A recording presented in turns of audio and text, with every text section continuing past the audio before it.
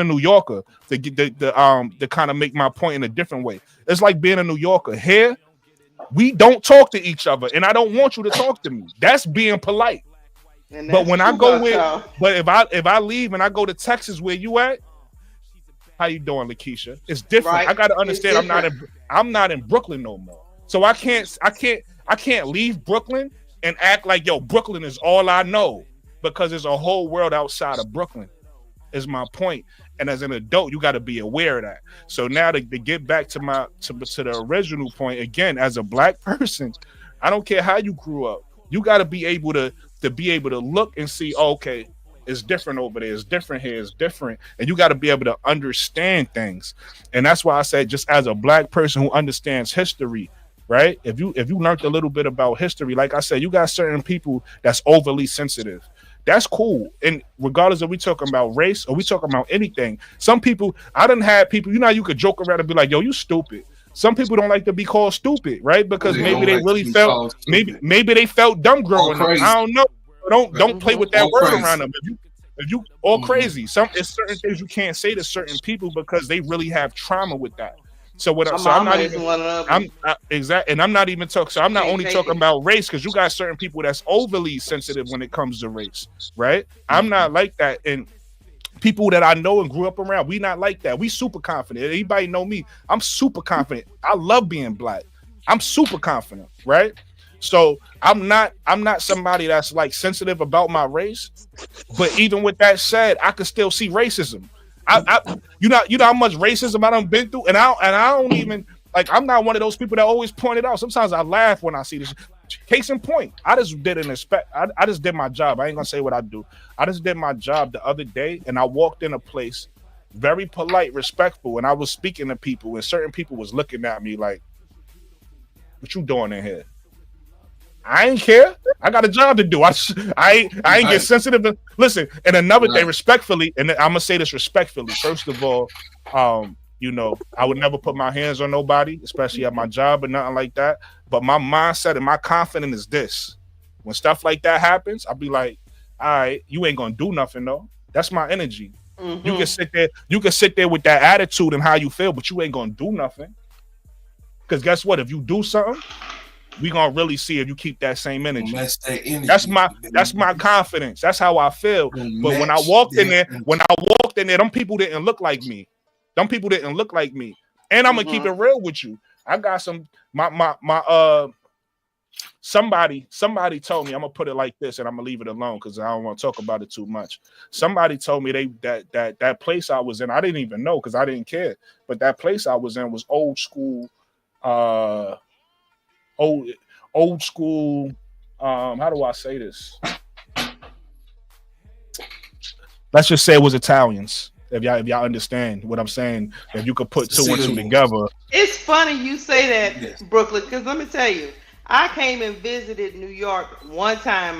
My son was doing a football tournament or something, and we it was about three or four mothers and their sons, and we were lost. Ended up in Brooklyn. Ended up in Brooklyn somewhere. So we stopped to get directions to get back to the highway or whatever we was going on. And the look, we walked into a I don't know what you call it. It was like a little restaurant or something. And a whole bunch of people sitting around. And we walked in, and the look on their faces was like, "What are y'all doing here?" But we still pressed forward because we didn't know. So we go up to the bar and say we trying to get back to whatever street it was on, whatever we was trying to get back, because we was trying to get back to Times Square. And he told us, and then he walked us out of the restaurant. This was somewhere in Brooklyn, and he was rushing. And he said he You walked was us in out. you was in Bensonhurst probably. Yeah, he walked us out, and he said, "I just want to let y'all know I helped you, but ma'am, get on out of here because some people are not gonna be as nice as me." And I said, me and the other lady I was with, because You probably was in Bensonhurst. we were like, what? But we, because the South almost came That's out, but then my that's friend was crazy. like, don't do it, don't do it. I I would was have been like, like, what? I, I would have been like, so in Chicago, we handle our Sicilian family a little different than the New Yorkers. The New Yorkers just give them space and let them be they where they at, all right?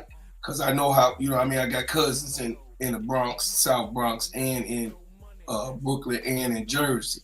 You got what I'm saying? I got first cousins that's out there on that end. So dealing with the Italian people, Mm-hmm. Sicilian in particularly, Yeah, some we of them. deal with, and this is what Brooklyn is talking about.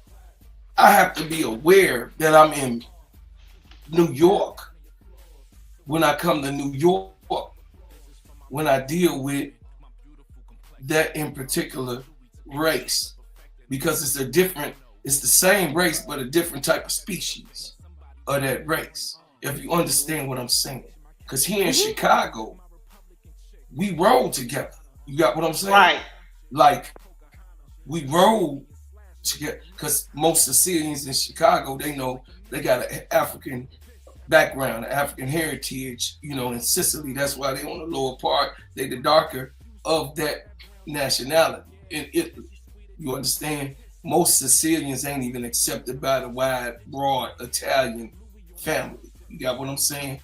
They looked at outcasts as should I say, you know, that's broken down. So by me going to the Catholic school from kindergarten all the way to college, I I grew up with Italians, you know what I mean, in Mm-hmm. school.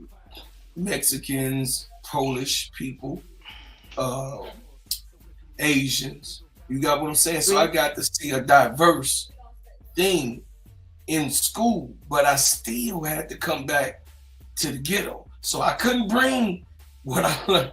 I'm just being honest with y'all. I couldn't bring back what I learned in school back to the crib.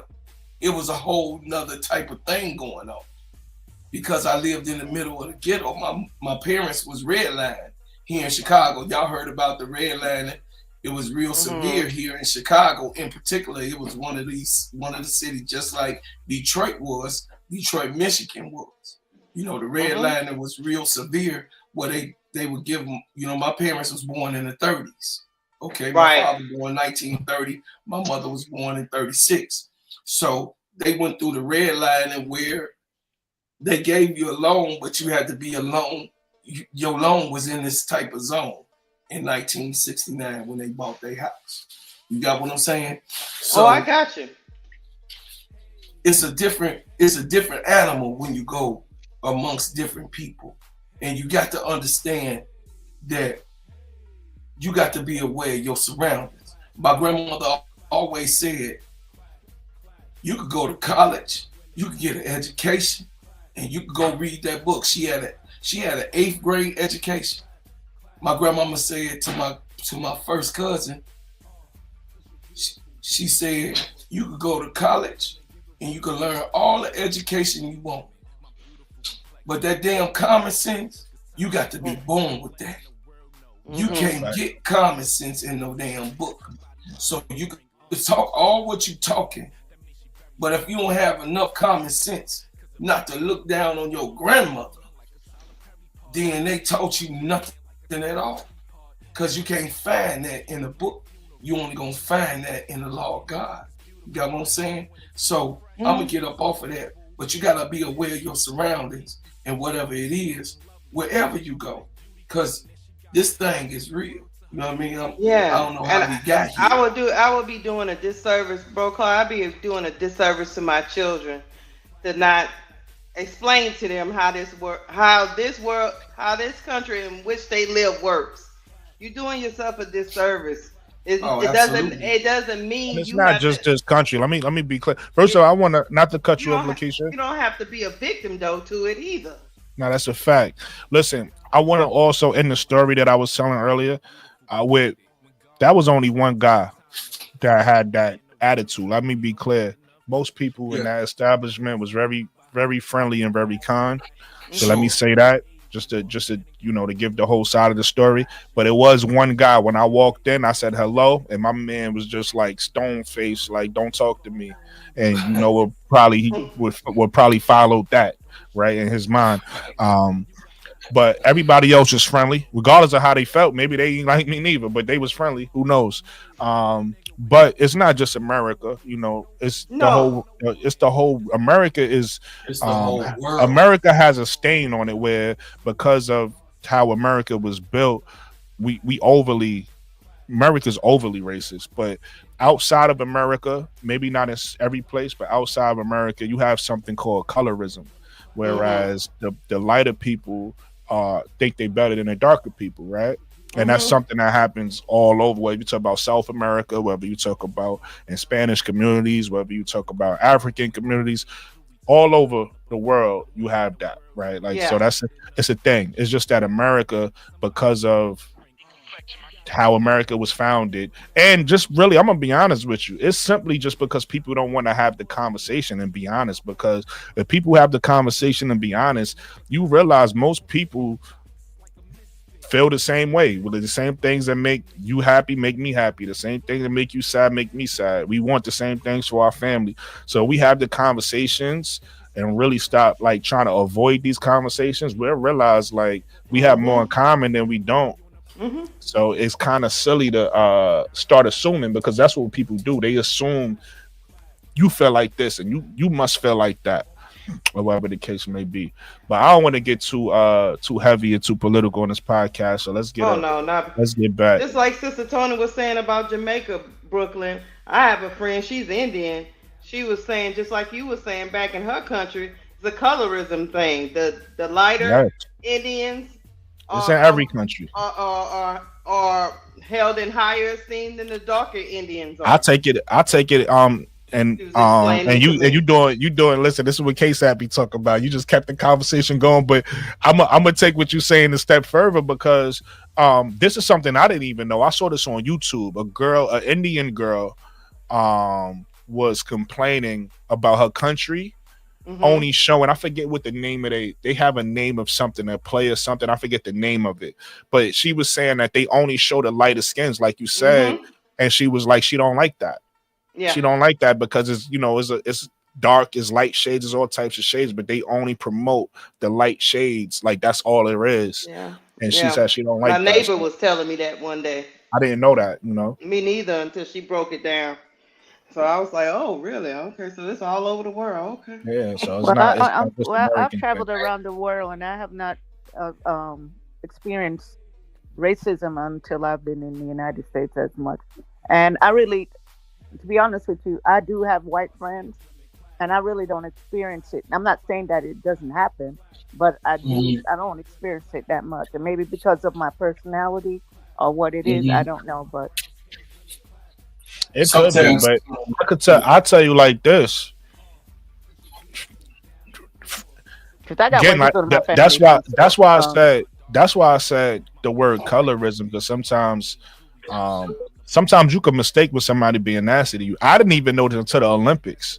But the French don't like Americans, period. They Yeah. don't care what color you is. I You no, I remember think American, the I French, don't like you. they don't like y'all because some of y'all go over there and be rude and don't respect their culture, and that's why they don't like you. It's not just the French; it's most of the people in Europe. Because I was in Paris for the summer. Americans have a tendency to go over there and act like it's still America they're in, right? And don't respect their culture, and that's why they don't mess with you. But if you respect their culture, they don't have a problem with you. hey Okay, Tony, let Tony. me ask you a Listen, question. hey Tony, I wish everybody could live your life because it sounds like you don't got no problems with nobody and everybody love you. Because I go and Hey, respect other people's culture. That's the thing I've learned. So Tony. let It's me ask something I've you a learned from question. being Well, traveling around the world. sometimes I've experienced it. So I let me haven't even Right, it's said something anything. I've so learned traveling around the world that hey, when you go to another man's country, you find out what's their culture about, what they like, Tony, what let they me don't ask you like, a and then question. you respect it, and you won't have any problems. So let me ask you a question. You think that every time somebody has an issue with another race or another person is because that they disrespected I that never culture? said that. First of all, I'm I didn't say asking. I that. never. I didn't If I say that, said, and if I'm I not. thought you said it, I First would of have all, I'm said you not even said it. going there I with asked you you a because question. that's not what I said. I said when I travel, learn about the person's culture Right. and respect But their culture but in listen, their you said country. that. But this is what you also said. You said I said that the French don't like Americans, and instead of you understanding that, you would say, "Oh no, the reason why they don't like y'all Because it's the truth. cutting me off." Have I you Okay, mean, been to France? I ain't cut I you have, off. You Have you cutting been to me France? off. I Have you have. been to France? You What does just me let being in France have to do with But you something I can't speak on learned? something that you've never been to. Yes, I can. How you gonna Because talk about something because and you've never people experienced the culture? there's Make people it make who's sense. you gonna get me mad, and I don't want to get I mad ain't gonna tonight. care So if you get mad you or gonna not stop because cutting me you off. talking about some Tony, you gonna stop you cutting have me off never been to because I'm France, not so you cutting you don't off. So you know gonna show me the anything. You same just respect listening I'm to showing somebody you. telling you something. Tony, Come all on I'm now. asking for is a respectful conversation. That's all I'm asking you for. Can we do that, or are we gonna disrespect each other? Can we be respectful? You told me everybody love you. I don't understand acting like this. This don't make sense. This is not Because how. you acting ignorant. That's This is why. not a. Now I'm being ignorant. Yes, you really are. Well, I'm let's Check take it a out. step back. Hey, Let me hey, I'm gonna leave that yeah, alone. I'm gonna leave that alone. right. let We're me I gonna didn't. step back By the way, because Tony, I didn't insult you. Let's let that be listen, for the No, record. but I you keep never trying to tell insulted me you, what I said and and what I but didn't say. I never insult. I mean, let me say two things. I never insulted you, and I never You know cut what? you off. Y'all have a I blessed night. respect. Y'all I have a showed you blessed night. respect. Y'all have a blessed night. Cause I'm listen, not I gonna sit here showed and you argue about respect. this. well, Tony. listen. Sometimes you go off on what you think someone is saying, and so instead of when the person is trying to adjust and tell you what they're actually saying, you overtalk them. That's kind of what happened with tonight Tony just just now. contradicted herself crazy. She just said, "Oh, I respect everybody, and it's how you carry yourself, and blah blah blah." She was just But you totally don't. You disrespectful. sit here and you try Ain't to no Sometimes people but. accuse think me it's of Ain't no something. but. You either What's respectful or pissing you me off not. because you're You either telling me what respect. I You said think so? and You I think know when what you I get said. pissed off, you could be disrespectful? Is that what you think? All right, cool. Because We gonna have those you have a blessed Americans. night. You acting like Everybody those on here have a Americans you blessed was night. just talking about. Have a You acting like those Americans you was just talking about. yeah. You So got we're the gonna wrong dial it one. back. I don't think people realize I said I'm from Brooklyn. You got the wrong one. Like, what are we doing? Okay, look, check it out. No, we gonna take it down or not. Right, we're gonna Yeah. take it What are we down doing, man? because Brooklyn, this your show, and and I'm your big brother, so I got to let you know your showmanship cannot be driven off of what you're trying to do, no matter what the tension or the intention that you feel that is there. You have to. Listen. I'm gonna stop you there. I was disrespected multiple times. I get what you're Mhm, doing, but not right now. It's not happening right now. I absolutely, was disrespected ab- multiple times. I was absolutely. trying to. I asked, repeat. I'm happy she left because I didn't want to. I didn't want to have to remove her. You get what I'm saying? We all having a conversation up here, and we all being respectful to each other. That's it. That's how you do it. You don't get to get pissed off and then start being disrespectful. You don't get to do that because guess what? I'm very respectful, but I have no problem telling somebody about themselves. So I so have no Brooklyn, problem Hey, you doing know that. what, Brooklyn? Here's the problem with America. Everybody don't. People just can't respect that. I might not be having the same experience as you. Okay, you going places, you not having any problems. I'm telling you, I'm having problems, and you want to discredit it. Just say, look, Exactly. that's your not what Tony experience did. is That is That's you. not what exactly Tony what she did. did. That's exactly what she No, did. she Okay, didn't. No, she So, all didn't. right, so let's talk about it. You tell She me what okay, you go explained heard her. ahead, she be did. Will. Maybe I'm I'm saying, wrong. and I'm sorry, Lakeisha. I'm gonna let you finish because No, I no, no, cut no. you off. Go No, ahead, be what well. I was gonna say. Let me finish this point. What I'm saying is, I just think America would be better off if they would just take some space to try to understand where the other person is coming from, because their experience might be different. That's all. Go All ahead, right, be go ahead, well. be well. So from my vantage point, as I was listening to what Tony was saying, she wasn't discrediting anybody's experience. She was actually just expressing her experience, and she was saying because because of how she grew up and how she lives now, and I have to agree with Tony on this. I don't experience racism on a daily basis. I don't think most black Who people Ain't do. does? Who nobody said say that that? shit. Hmm? Y'all going to the left. Yo, No, they Nobody jumping. said They that's what that. she yo, said. let Gag I be was well. just Gag telling be you well. about one. I was just telling Right? you Ain't about an nobody say, yo, experience. I've I didn't experienced say that racism every every day, day, and ain't man. nobody No, say that's that. but see why are y'all jumping on that? You just Because said that, bro. Don't do that's that. You just that's said that's that. don't do what?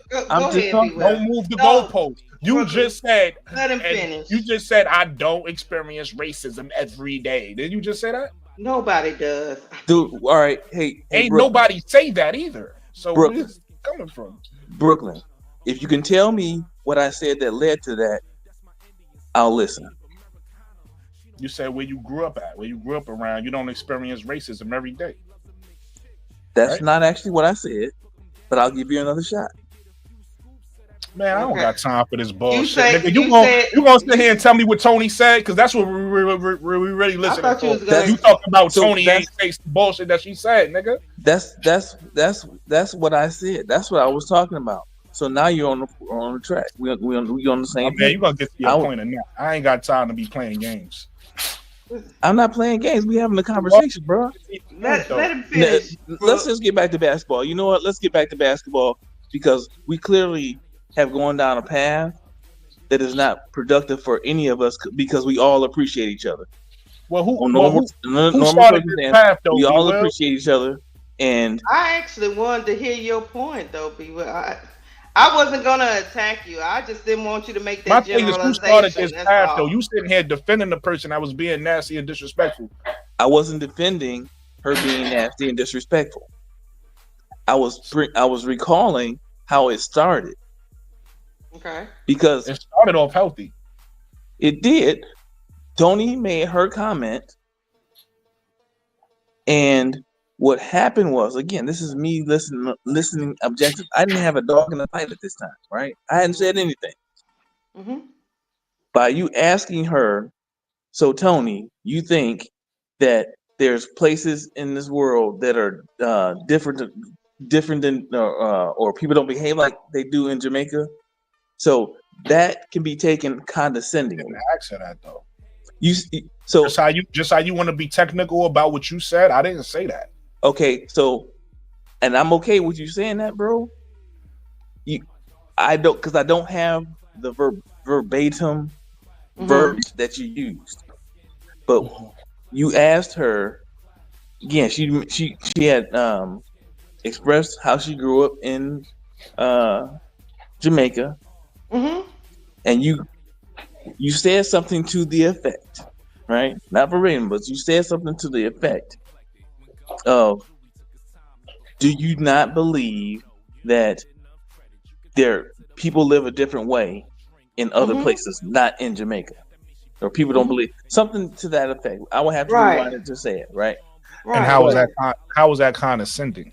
because I'm telling you, I'm listening. As I was listening, I can understand how she asked. Like she made a statement, and you asked her a question, and it seemed like you were challenging No, it that wasn't. statement That's what I'm about to in say. a condescending way. It seemed like you were trying to. It seemed like I you were don't trying to think that's the backdoor way her. he was trying to come off. And the It, it, reason, hold on, I'm gonna do it's you one better. Be well. What was I talking about? What led up to that? Just in your words, what led up to that? Because if you knew what led up to that, you'll know why I asked her that. so I'm not. I don't. So again, Brooklyn. I'm not. So when I say it could come off condescending. I'm not saying you were being that way. I'm saying I Yeah, can he didn't see say how you it was was because I being was confused too. So I'm not. I don't remember And exactly that's the why details. I'm very good So at I'm not explaining accusing. things. I want you to understand. I'm not accusing you of any of that. That's Mhm. Mhm. cool. All right, so here's my thing. One, everybody don't get a trophy. I'm not from that school. From that school, so I place blame when somebody is wrong. If I'm wrong, I'm gonna say I'm wrong. Right? Tony was wrong just now. Period. Ain't no way you could cut that. Ain't no way around that. She was wrong because Absolutely. you don't. She just said herself, I got pissed off. You don't get pissed off and start thinking, oh, now I can insult you. I'm gonna cut you off. Yeah, that's not how you have conversations. And if nobody checks that, a person is gonna keep doing that. I'm not the type of person you get to do that with, not in person and not online. Right? So what we originally was talking about was something that we experienced. Let's just say that. I'm not gonna get too deep in it because we should understand what we mean. We was talking about something that we experienced, right? Mm-hmm. That was then, if you want to say I challenge, that was then kind of what's the word? Kind of invalidated by what Tony said, right? Tony was like, "Oh nah, because everybody da da da da." Cool, that's your experience. That has nothing to do with what we talking about. She rejected. Right. That has nothing to do with what we talking about. And then when I even gave other examples, she did it again. I said, "Well, let's take race out of it." I've heard, right? I'm not saying that I personally feel this way.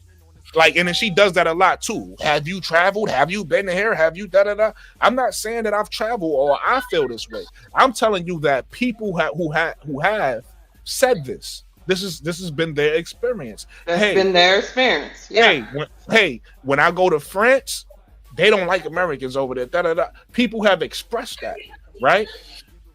Validated that. Oh, nah, you guys go over there and y'all disrespect the culture. That's why. That's so you heard her for all this, herself. And I kept saying, I just went to France and I didn't disrespect that culture. Right. Well, so for all these people experiences, right? These are just different experiences. So, and then that brings me back to what I was saying, B, where I was trying to educate. You never too old to learn.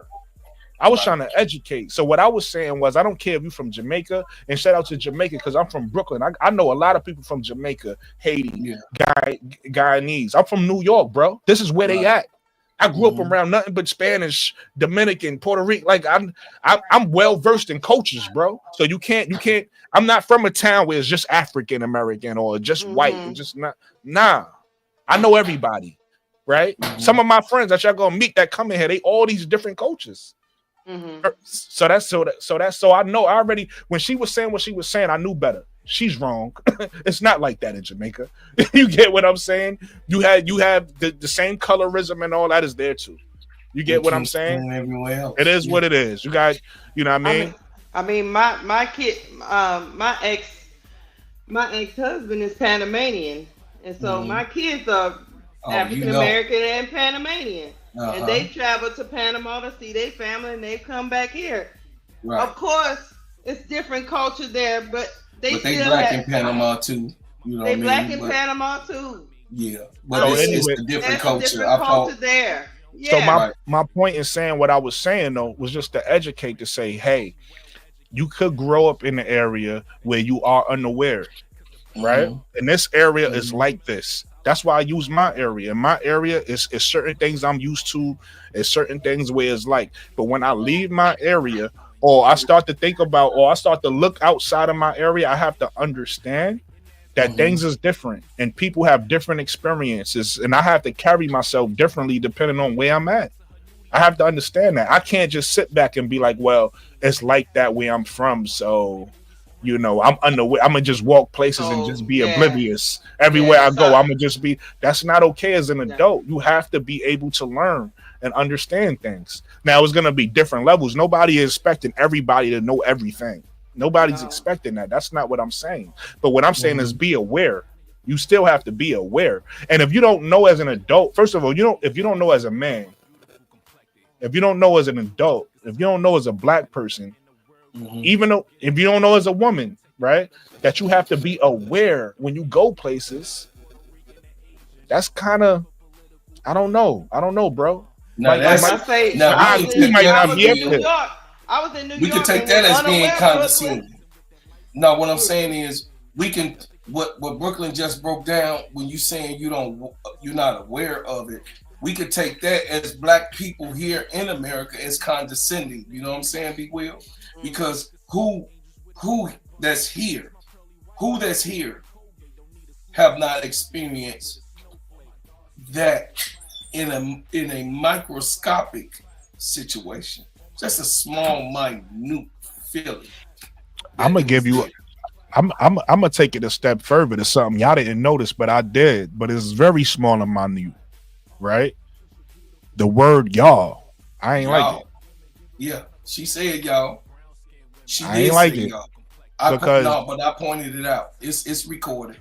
I pointed it out. it's cool, Because, but I noticed that certain but she people use didn't mean certain that. people. Put it to you like this, not I'm off her. She I'm didn't just mean this that. this education. This goes back to education and awareness. Now you can learn, right? Mhm. Certain people that look like you don't think they like you, and you can tell when certain conversations happen because they're gonna use certain words they're gonna use certain words to separate them, right? They're gonna be with you in certain situations. You're gonna be together, but it's gonna be certain situations where it's like, oh nah, that's them. They act like that, or they go through that, or they deal with that, or y'all do that. If you pay attention, see, I live in a neighbor. Put it to you like this, just so y'all can understand where I'm coming from. Where I work at, I work in a very diverse place, right? It's whites, it's blacks, there's all types of blacks. It's African blacks, it's Caribbean blacks, and it's American blacks. The reason why I point that out is because black people got a tendency to be like, we black, we're together because we're black. But all black people don't feel like that about black people. A lot of black people, listen, I don't work with people that hit me with this, and I'm African American. I don't work with people that hit me with this a lot, yo, because I'm cool. Everybody love me, right? Most people who meet me, they like me. So I'm one of the cool ones. So they hit me with the I ain't gonna say my name. They hit me with the Brooklyn. No offense, but and you know what come after that? Brooklyn. No offense, but and then they start to kill people. They start to kill people that's like me. Hey, yo, Brooklyn. No offense, and these are people that look like me. These are people who look just like me, but Brooklyn. No offense, but. And we're gonna leave it at that. If you could understand that, if you could understand that, some people gonna understand that. Some people is gonna go over their head. ASAP say drop the link, bro. And at the end of the day, I'm just telling you some of the experiences I had, be well, and I'm pretty much respectful wherever I go. But even my children who are younger, because I'm a '70s baby, even though Brooklyn's an '80s baby, I'm a '70s Hey, listen, baby. man, I wouldn't be here without the '60s and the '70s, I'm a baby. So 60s I baby. appreciate y'all. I wouldn't be here. Baby. I'm a '60s baby. And I will say, and I'm not gonna say because we went to France and the French people were nice, but when we first got there, my 24-year-old daughter was like, "Mama," because I had to ring, because I'm an optimist. My daughter was like, "You see how they talking to us?" And I was like, hey, don't start no mess up in here. We in another country. Hey, look, and I'm gonna tell you like this: I respect everybody. I don't every culture, but at the same time, that don't mean I can't notice something. Like I noticed, whether it be, put it to you like this, just about what we just said, whether it be people who look like me, because those people who hit me with the no offense was people who look like me, and they start to let their true colors come out. So whether it be people who look like me or people who don't look like me, I'm able to tell and able to see. But I'm able to tell and I'm able to see, But I do where feel you bad. stand. I do feel bad because I always want people to be able to get through a disagreement so we can learn something. I don't want us to be up here telling each other off. We don't learn nothing from that. No, well, can I say something real quick? Brooklyn, Go ahead, I really want to be the big brother. Okay, so I was born in the '60s, right, y'all? My parents experienced not drinking out of a water fountain that says whites only. My parents experienced not being able to go into those type of restaurants. My parents experienced the bus. Every experience that the black experience had, all the way up until Johnson signed, and then that didn't even go through until 1973. they started doing research on who was not following those policies. I'm just saying, when I hear the unconscious uh, notion of someone don't understand our culture, the black culture, I'm gonna just say that right now. When I and I'm gonna be very passionate, and I'm a be respectful as much as I can. You can't tell me anything about the culture. I got parents that's from deep south. My father's from Eudora, Arkansas, wherever the hell that is, in Demopolis, Alabama, wherever the hell that is. You understand? So you're not going to tell me anything about suffering. You can't. My grandmother was born in 1915, and my grandfather was born in 1906. You're Yo, run not the going likes up, to. run the likes up, subscribe. So when I say what I'm saying, it's kind of, you got to understand who you talking to, be real sometimes. You know, I suffered a little bit more than any of you on this panel. I went through a little bit, probably racism, a little bit more, because I also had to go back down south with my mother to save some of the ones that was being beaten up and terrorized in the car. I was in the car, that deuce in the quarter, to get as many cousins that wanted to come to Chicago. You got what I'm saying? This real talk. So we have to be careful. That's why I don't really talk about these type of things, and I stay far away from it, because not only it can be a trigger for anyone, it could be something that we should not open that worm, or that, as K-Sap say, that rabbit hole, because the rabbit hole goes deep. And she just really did not understand. And I believe that she didn't even hear herself when she said y'all. But I No, said she did, but I mean, I don't really care about that no. because, like I said, But I hear listen to that what I'm it's saying. not. You caught it, but I caught it first, and I said, "Hold on, Tony, you But don't mean that." no, You but could go listen, look she at the done, she recording. did. See, because I'm in New York. That's what I be trying to tell people. Yeah, Because I'm in New York and I'm around different cultures, I see things more often than other people see it. Right? Like if you're not sure. around these cultures, you don't know. I work with these coaches. I know, so I already know how. Listen, I'm gonna keep it real with you, and we can end it with this. Go ahead. Like maybe 4 or 5 years ago now, I was having a conversation with my coworkers, and again, I'm African American, black.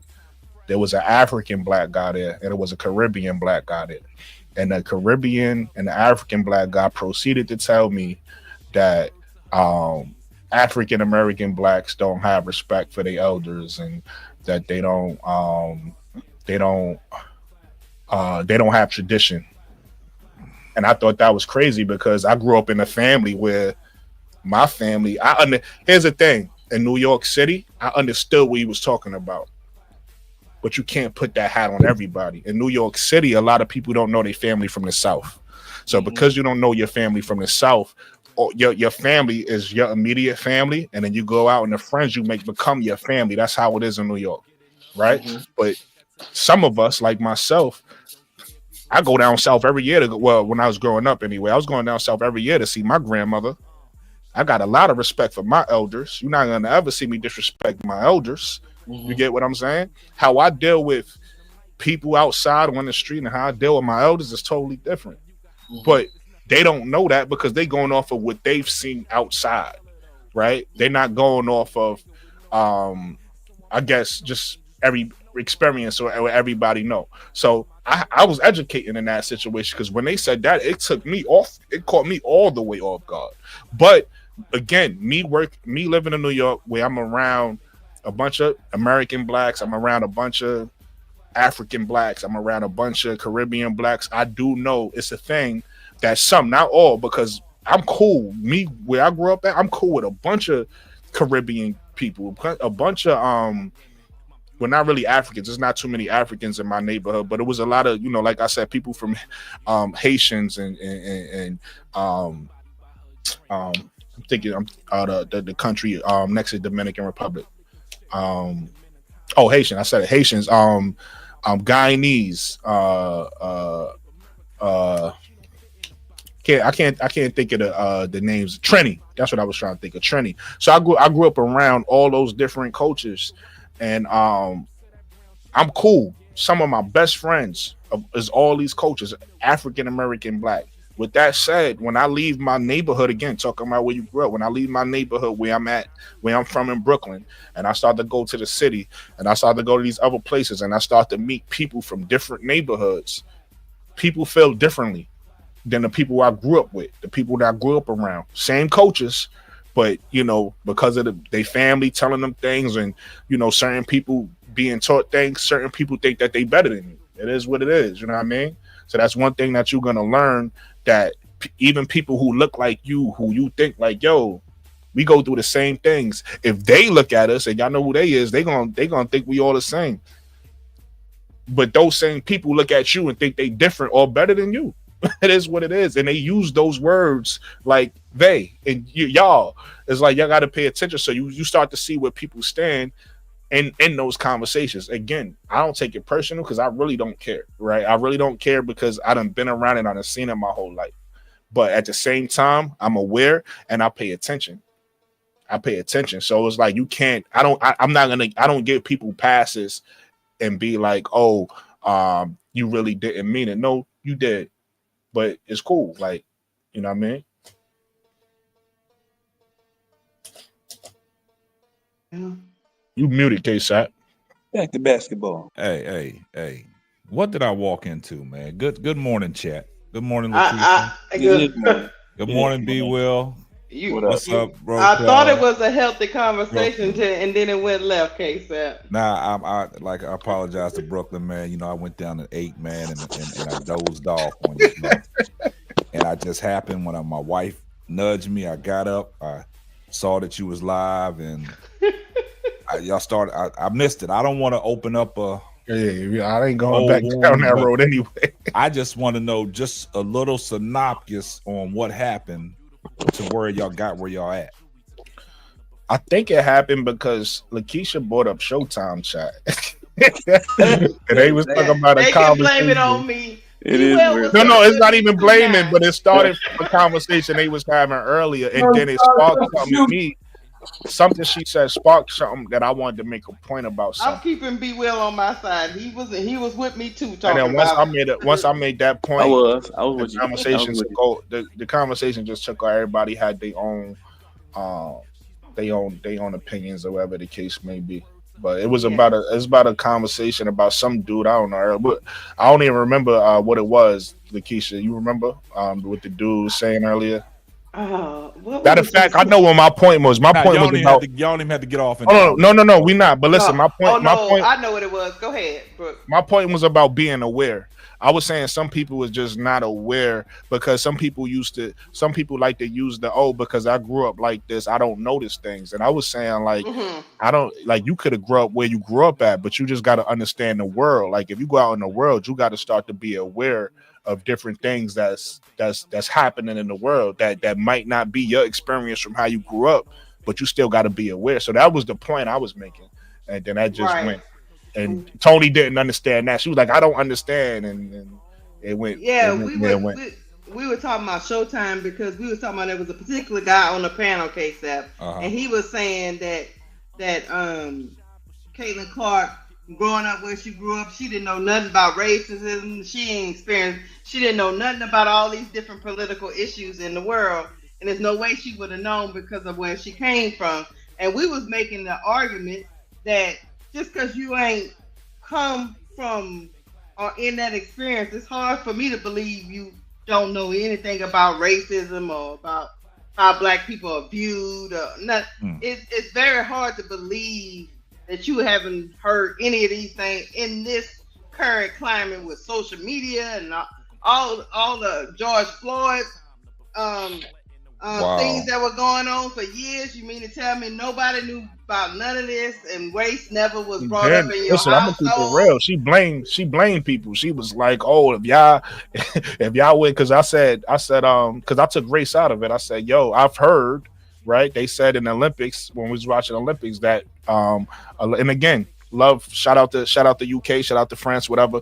But they said in the Olympics that French people don't like American people because of, I guess, how Americans are cocky, whatever it is. I don't know That's a what it true is, but statement. You can't go that's over a to true France. Yeah, statement. a lot of I countries said have that. said that. I said that, and I was I got what was responded to me was that the reason why that happened is because when Americans go over there, Americans act a fool and they act the ass and they think that they're in America, whatever that is. And I was saying that it's not my point. Again, when I try to rebuttal that point, all I was saying was it's not just because somebody don't like you, whoever they are, whether it's race or whatever it is. It's not always because you did something.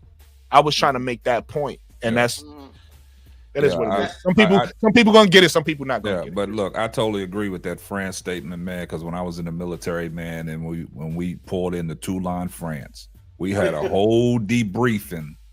They sat us down and talked to us before we went out into the town, because that was one of the ports that we stopped at, and they debriefed us and they said, these people in France, they're not going to accept you. And it was hard for a lot of colored folks. That's how they used the word terminology back in the day, colored folks.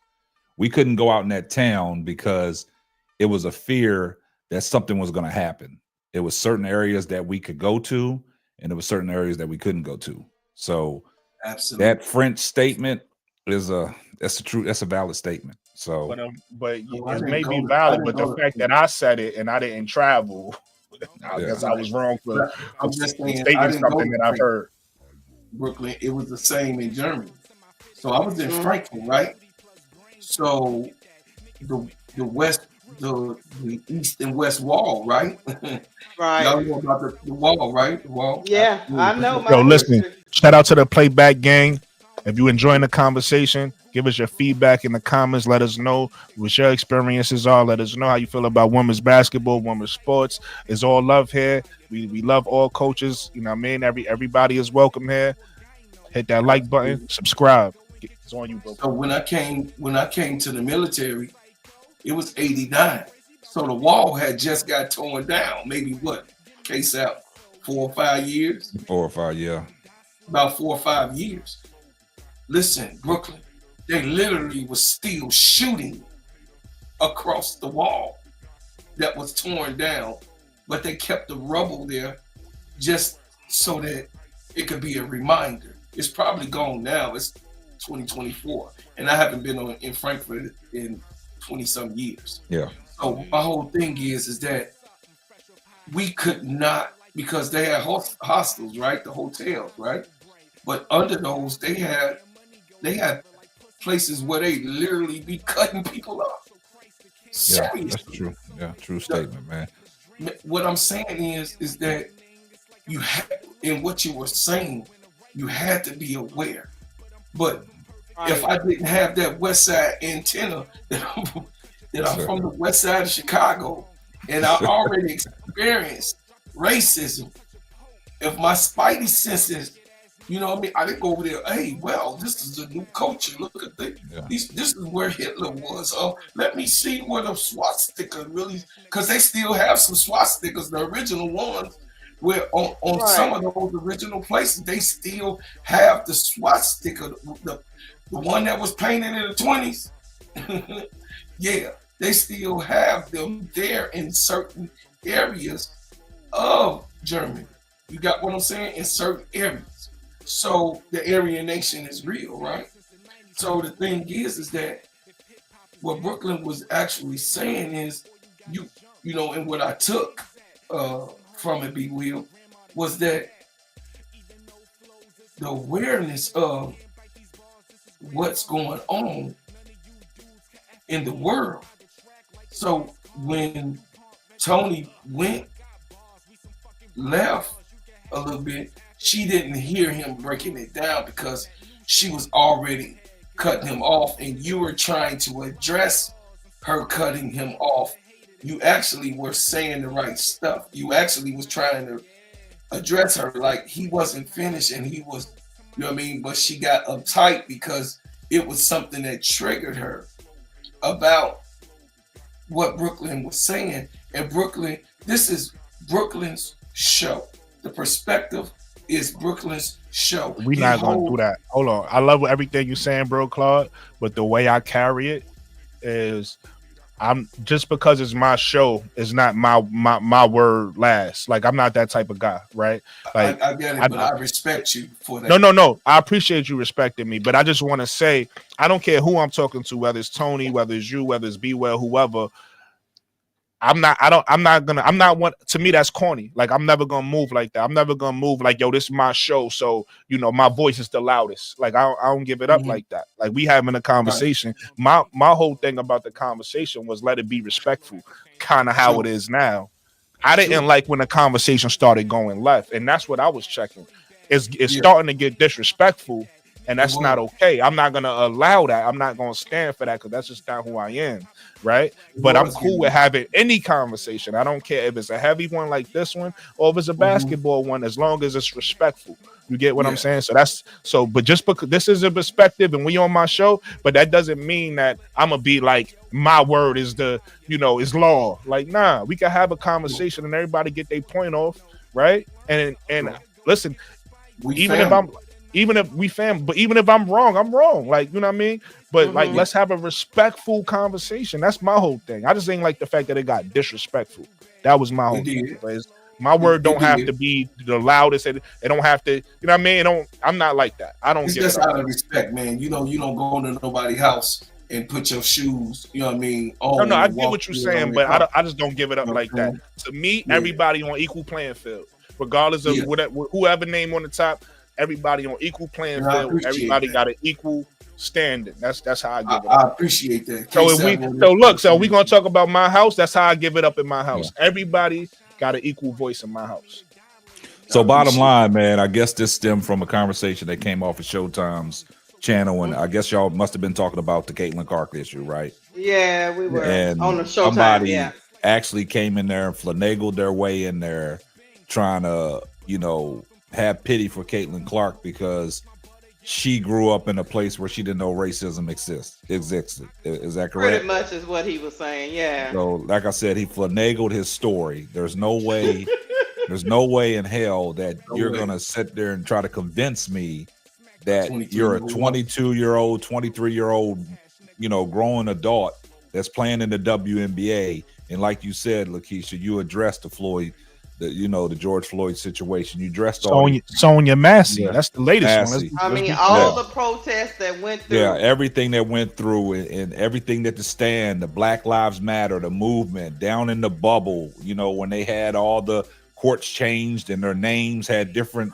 slogans on the back. You know what I'm saying? So you're not going to sit here and come up on a channel and convince me and throw a pity party for Caitlin Clark because of what the Clarkies are doing to Caitlin Clark now, turning their back, boycotting her in this certain way. And you're going to come in here and you're going to basically try to convince me that she knows nothing about racism. I mean, you leave that you talk to your kids about that, but Caitlin Clark ain't no dummy. She knows what's going on. You know what I'm saying? Because the whole issue, she's aware. Yeah, she's aware of everything that's going on, because if she wasn't aware, she wouldn't have made some of the comments that was in that article. You know what I'm saying? So that basically tells me, like we talked about last night, Lakeisha, that basically tells me about her PR team. You know what I'm saying? Was this a PR job? You know what I'm saying? Because if you're going to sit here and try to tell me that some of them words was not Caitlin Clark's, if they wasn't Caitlin Clark's, that PR team did a great job of covering things up. But Caitlin Clark is aware. She's a smart individual. People stop. That's the problem I have. People show too much pity toward Caitlin Clark. Caitlin Clark is a grown woman. She know what she's up against. She know. And she don't want the pity case. Exactly. That's what I've been saying. Right. Yeah. She don't want that.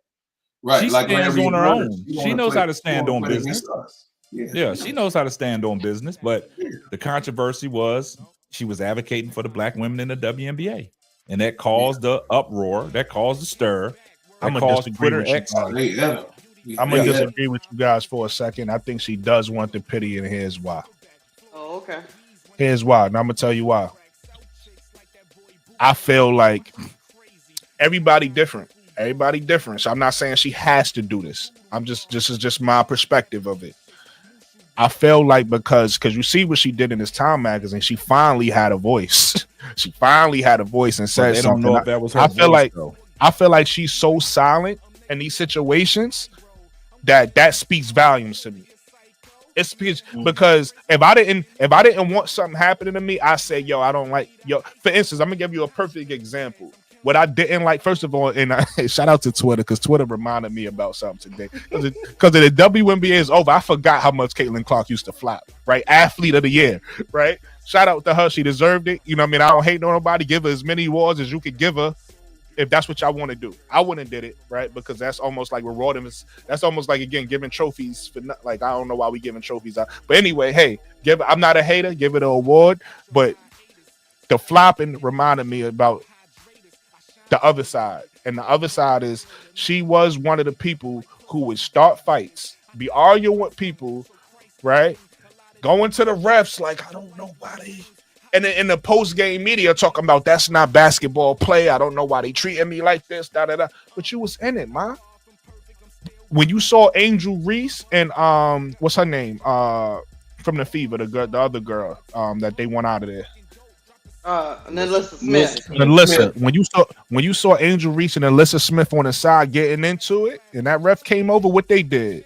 Yo, listen, we good over here. We don't need. That's how you handle that.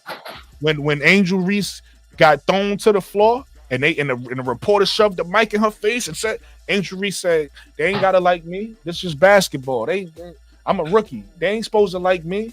That's how you handle that. You don't go to the media and start saying, I don't know, it's just basket, that's not basketball play. You don't start doing that and crying and all that. Yeah, I mean, that's why I started calling her Karen Clark earlier in the year. I calmed down with the Karen Clark. We gotta see how she acted next year, whether we gonna bring the Karen Clark back. But right now, I mean, I'm gonna call her CC. But that's why I said I disagree with you guys, because I feel like she could be more vocal. If you really don't want the pity, say, hey, I don't want the pity. I don't need you fans.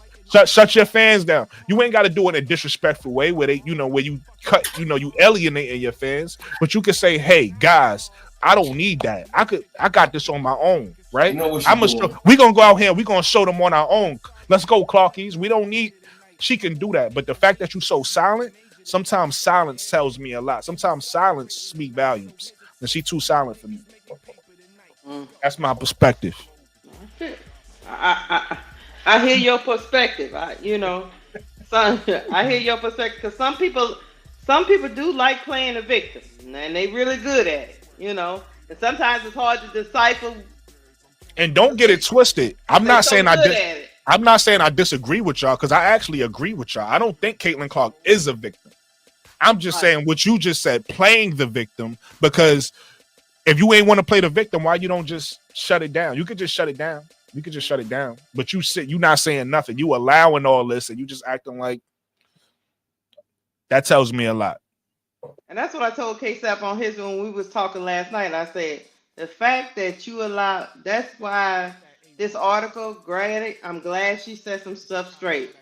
But to let this go on for 2 straight years is now you say something. Because Lakeisha, you just reminded me about something else. To your point, it all started with this. Yeah. And she started it. Caitlin Clark started this shit. And it's just, I mean, and like I told K-Sap, I said, look, I'm going to give her grace after, now that she done spoke and been so eloquent, right, K-Sap? She didn't explain how she feels. Now she got to stand on business from this day forward. I don't want to hear that mess about she don't know how to talk to the media. She not media savvy. I don't want to hear none of that, because that's going to have, when WNBA comes back, there's going to have some incident happening. It's going to happen. I want to see how she handles it from that forward. Does WNBA have media day? Do they have media day? I think they do. So I remember they do. I remember media day. They do. I want to see what kind of questions are asked of her at media day. is she gonna, because Now, I don't know if they do media day like that. I know they take pictures. I No, don't know I if they mean, do the interviews. sometimes I think they. Yeah, that's what I was asking because in this sense, because now since she's had this Time magazine They do. article, Not to cut you off, I remember Kaiser and Kennedy sitting down together. They do. I And remember. you know what? The reason why these podcasts and these channels are flourishing, guys, is because the media has become so compromised. I mean, just even me listening to the interview with Tyler Marsh the other day, even people was all in the comments going, okay, why ain't nobody asking him about Kennedy Carter? See that? Yeah, that's we It's talked like- about that it's last like, night, Lakeisha. Yeah. Did the subject, did the man come into the building with y'all and tell y'all certain things he not gonna answer? What kind of media is that? Because I'm gonna tell you what happened in this situation. I think this is just me personally. I think what happened was they probably had a pre-production meeting on what was going to be asked when he came on, things that he agreed to answer and things that he wanted to stay away with. Because I was looking at it, I was like, man, this wasn't one of them like, okay, now we got Tyler Marsh on the show. It's open sesame. I think this was something that was strategically planned, and they talked about it before he came on the show. This is what I'm open to, and this is what you guys can ask me, but I don't want no Kennedy Carter questions. It probably went down like this, but I'm gonna go back to the point that I was making about the media. Now that people have seen the article in Time magazine, right? So now I think these reporters and these people are going to start asking these direct questions to Caitlin Clark now, because now they got to dive deep into it. Because if that's your firm belief on the article that was coming out, if I'm a reporter, I'm asking you face to face. Yeah, but to your point though, KSAP, that's it. We got real reporters. What I've noticed about the WNBA, or not the WNBA, but like certain locker rooms, they're gonna softball like until she run into a person that really wants to. Like any constable is a real reporter. Any constable, she not playing with Jeff. She not playing with nobody. She gonna ask the questions we want to know, right? But with Caitlin, it seemed like a lot of those feet. Remember, I told you when she hit the chair. This told me a lot. When she hit the chair in that game, and the reporters was like, "Oh, Caitlin, you were so fiery." When they responded to her like that, I was like, "That's not huh? You condoning that?" Because I know if Kennedy Carter did that, it'd have been a problem. I know if somebody else did that, it'd have been but she do it, and it's like you praising her. So it's like, I don't know, at least in Indiana, maybe outside of Indiana, but in Indiana, I don't know how many real reporters is gonna want to dive deep and really figure it out. They probably gonna softball her in Indiana. I could see it now. I give you guys another example. Why no media person asks what happened, what was going on in the locker room in Chicago with all that banging going on? Why nobody never asked? That's too much confusion. Too much confusion. They let YouTube they shut it down. They let YouTube spin their whole own narrative. Yeah. But they didn't address it, and nobody asked them about addressing it. And it was totally ignored. It was listen. It was totally ignored because appreciate you from watching from UK, Aisha. From Spoon's perspective, a coach ain't supposed to acknowledge anything going on in a locker room from a coach's perspective. And the players, it's all, this is our club. This is, if this is our game. If somebody get 50 to the head, you better shut up. The only thing they need to see is some lumps, and they go ask you how them lumps get there. Oh, I fell. You understand what I'm saying? Oh, I fell on the bench and bumped my head on the locker. You got what I'm saying? That's what it's supposed to be. It's all in-house. So I could respect them not telling us what happened in the locker room. But what I don't respect is acting like it did, the sounds did not happen. Yeah. That I don't respect. Okay, what y'all heard was fire, or the players getting it right in there, or some chairs fell. You know what I mean? You can give me that BS. You give me that bullshit, it'd be fine. Anything. The chairs fell from the top of the locker. That, you know, everybody had, you know, put their chairs there in the chair. The water cooler fell. Yeah. So, you know, long story short, if you're going to set a bar of saying you're going to be transparent, but your ass is not being transparent because we don't even know who the assistant coach is right now. Right. You got what I'm saying? We're the last. We was the first to get a coach, and we're the last to hear about the assistant or his help. We hearing about everybody else's help. Nah, we were second to get a coach, Stephanie White. Then we got one. Right. Oh yeah, second. And now I think it's going to be a trend because, you know, Indiana just hired another. They hired an assistant coach. He's a player development person himself. So I think the next step is I think we might get some news out of Chicago about, you know, their staff. So hopefully. Hey, I think this one for you, Bro Claude, and the case I don't watch football. Okay, what happened?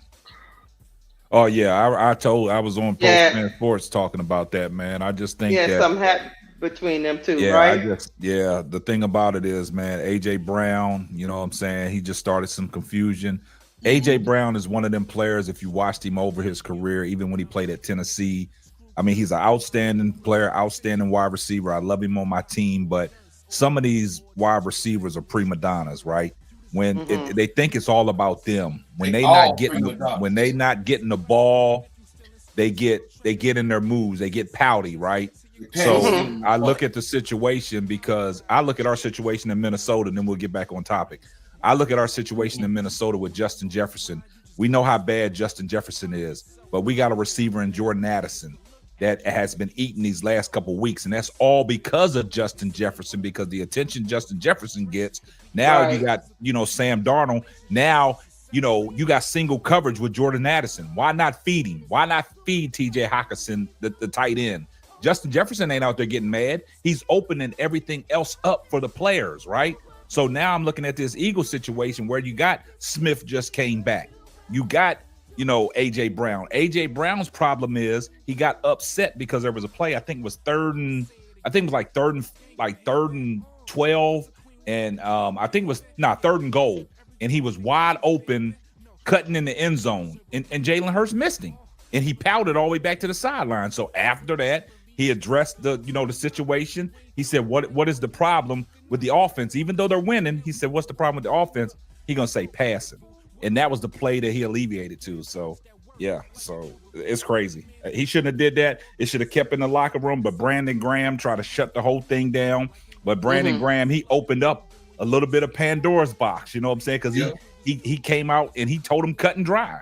But like he did address like what goes on in the locker room stays in that locker room. And I think that's where, you know, AJ Brown was kind of salty about, because he said some things that should have just stayed in-house. He should have just went to his quarterback. He should have never addressed it in the media, and it just blew up. So always keep stuff like that in-house. Thanks for giving us that perspective, K-Sat. Yes, sir. Yeah. I like how I'm doing that. I don't know if y'all noticed. You know what I mean? I'm trying to trying to throw the name in there every year. Yeah. I'm telling you, K-Sat, it's just I just don't. What gets me about this whole thing is this whole pretending like they don't know what's going on thing. They trying to act like we crazy, and they know y'all doggone well we ain't crazy. But that's where you get again the word that we keep saying, awareness and common sense, right? Because somebody could tell you anything, but it's up to you to believe it. True. Right? And I'm not sitting here trying to put everything or expecting for a person to know everything. Nah, right? But it's certain things that's like, come on, dog. Like you gotta, you know, like you get what I'm saying? Like you're not pulling that wool over my eyes. Come on, dog. See, hold on, like to this Brooklyn, guy put Orlando Hills comment on there, Somebody man. said that all the Caitlin Clark fans were trolls and racist people. Stop these generalizations. But the Hey, thing about it, Orlando Hill, the thing about it is, it's sad that y'all got to get categorized with the Caitlin Clarkies, man.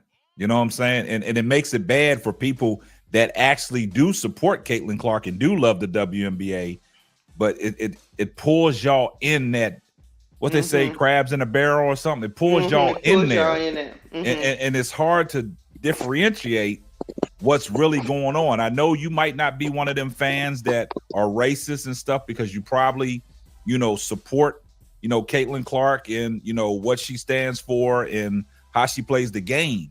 But it's just it's the thing about it is you're gonna get dragged up in there, but that's okay. But you're not one of them tight, so it shouldn't affect you. I mean, like this comment, we appreciate the comment, but in your situation, like, I understand where you're coming from because you put the comment out there, but I don't even think you needed to address it. You know what I'm saying?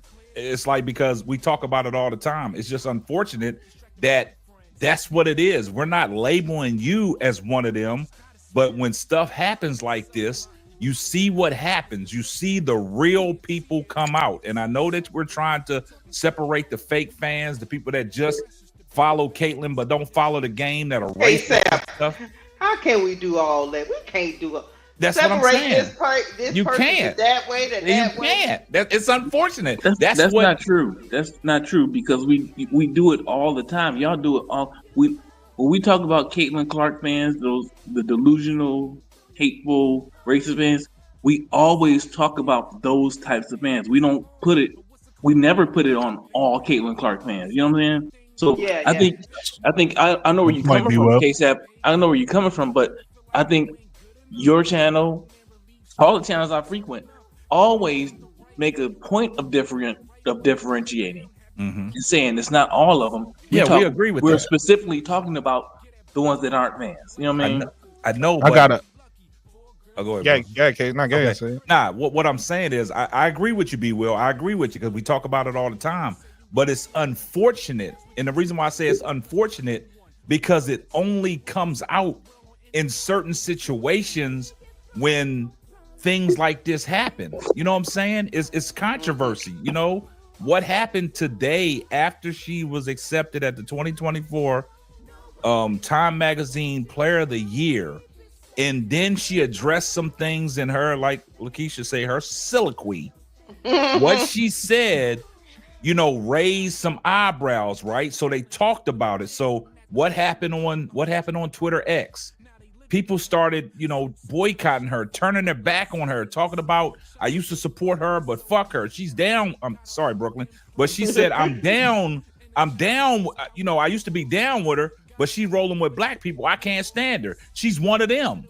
You know what I'm saying? And I see somebody put that comment up. I'm like, it's like she took the knee. It's almost like the Colin Kaepernick. Bend the knees. Bend the knees. You know what I'm saying? So it's unfortunate, Orlando. We're not trying to categorize you with that crowd, but that's what happens, man, when situations coming up like this. Let me tell you something, K-Sap and B. Will. They had some people come out today that were quote unquote not the racist people. Some people coming out today talking about she woke. They not part of that racist crowd that was before she came and did this article. These are the regular fans that y'all claim were the regular Caitlin fans. Yeah. That are calling her woke now. See, Orlando, they was being nice to you, bro. I'm not gonna start to cause no conversation. I'm gonna be nice to you too. I was telling B. Will. No, listen, hey Orlando, I'm gonna be nice to you too. But I just want to make a point. And that's what gets on my nerves with people. This goes back to the awareness thing I was saying. And this goes back to the not pulling the wool over my eyes. Because Orlando, you're not dumb, bro. Right? And the reason why I say that is this. If you not one of those fans, if you know that you just a Caitlin Clark fan and you not one of those fans that's like that, then you know the fans we talking about, bro. So the fact that you can't sit here and point them out, I don't care. I don't care what your color is. I know white people that could look at other white people and say, they're racist or they're bugging or whatever the case may be. I don't know what your background is. I don't know if you black or white, but the fact that you sitting there acting like that, you're a part of all the Caitlin Clark fans, and you're the ones we talking about, and you want to sit in here and have this pity party. Stop it, bro. Stop it. That's one. Two, this is where I'm gonna be nice to you. Listen, hey, I appreciate your comment because your feelings is valid, right? Your feelings are valid, but it's two sides of that. It's two sides of that, bro. You know what fans we talking about. So if you're not one of them, the best way to show us you're not one of them is to be like, yeah, they do be bugging. Yeah. You can acknowledge, yo, they do be bugging. Right. I don't rock with how they rock, but I'm a Caitlin Clark fan. Yeah, because we don't hate Caitlin Clark over here. Yeah. Caitlin, we appreciate what Caitlin Clark brings to the game. But here's a difference between a Clarkie and those fans I'm talking about and a guy like me. I don't worship Caitlin Clark, right?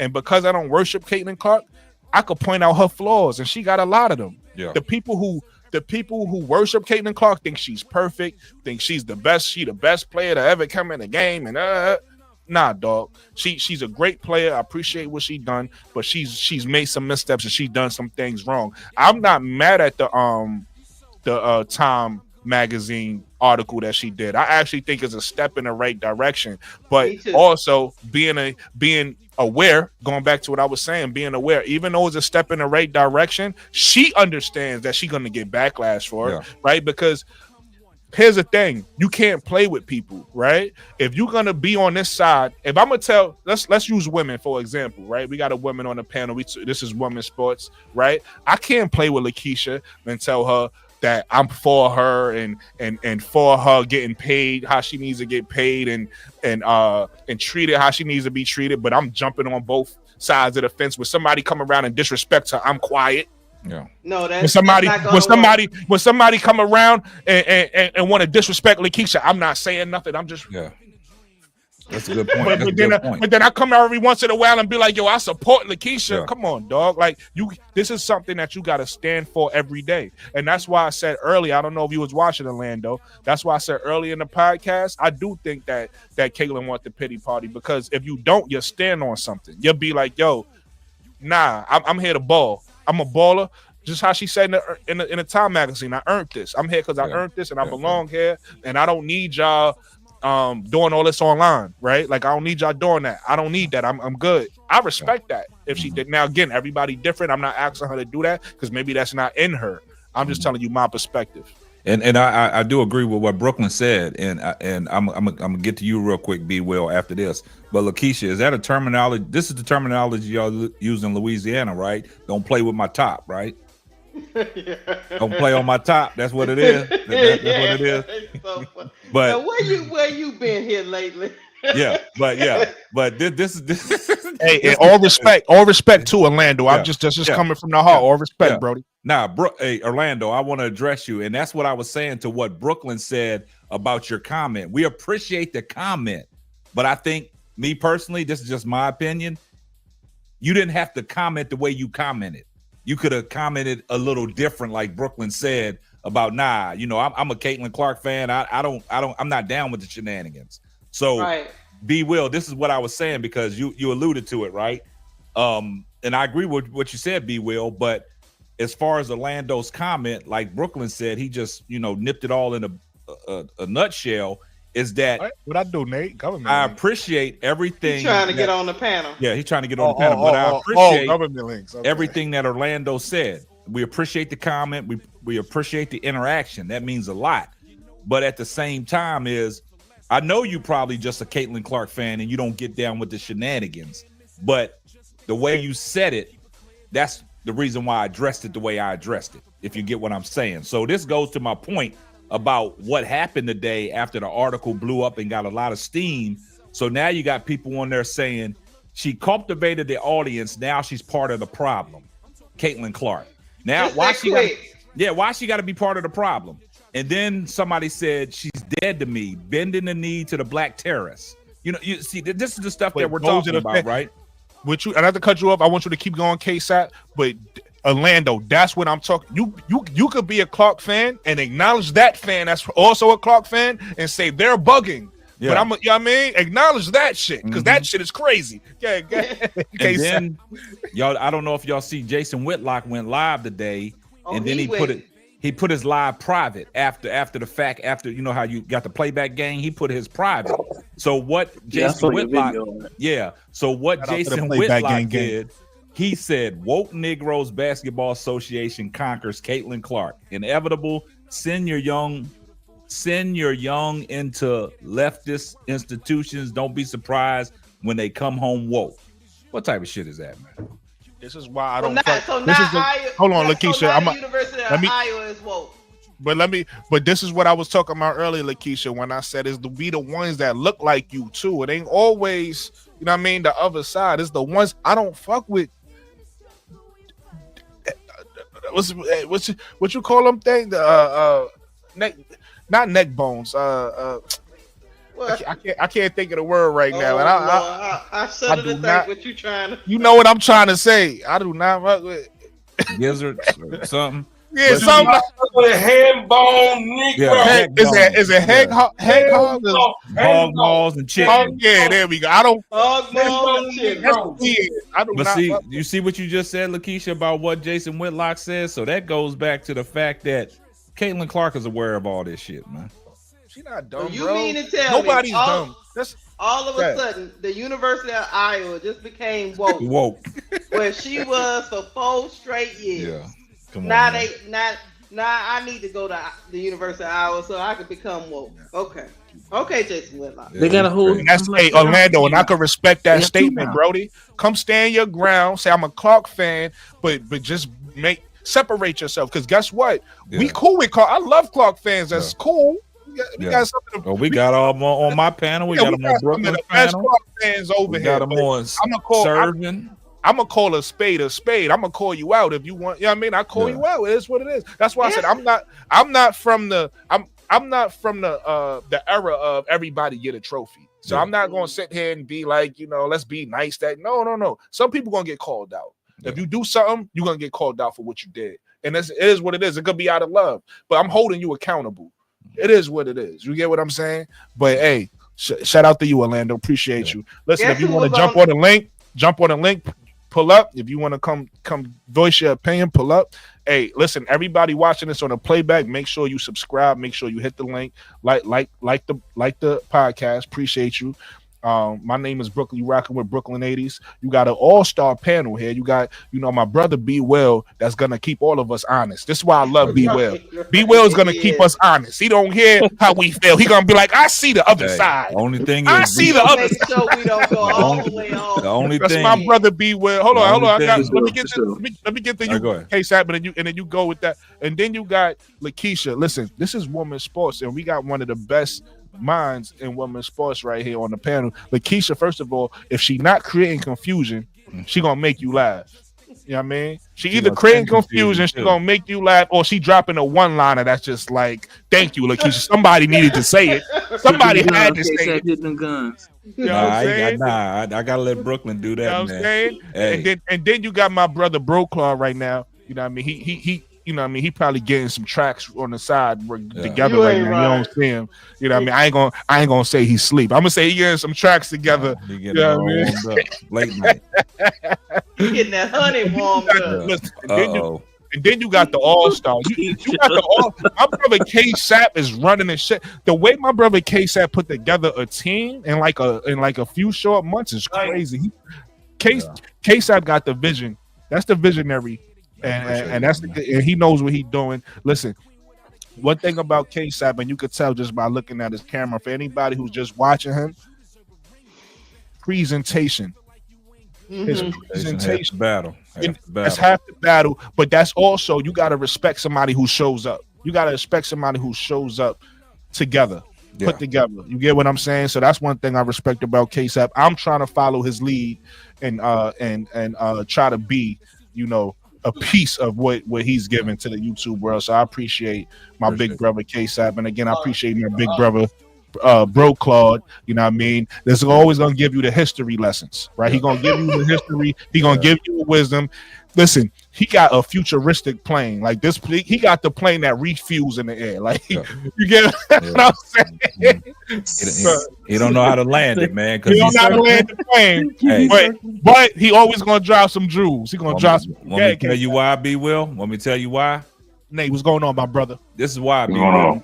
This is why, B. Will. He's from the Go ahead. west side of Chicago. You know what I'm saying? I'm in the streets. I know what's going on. I know everything that's happening. You hear what I'm saying? Look, Jeff P, you on the mother clock.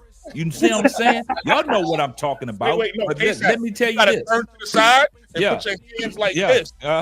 Yeah. And then if B. Will was on camera, B. Will's a part of that. He's a That part was of that. so funny last night, man. Look, B. Will's a part of that Illuminati. Don't let B. Will fool you.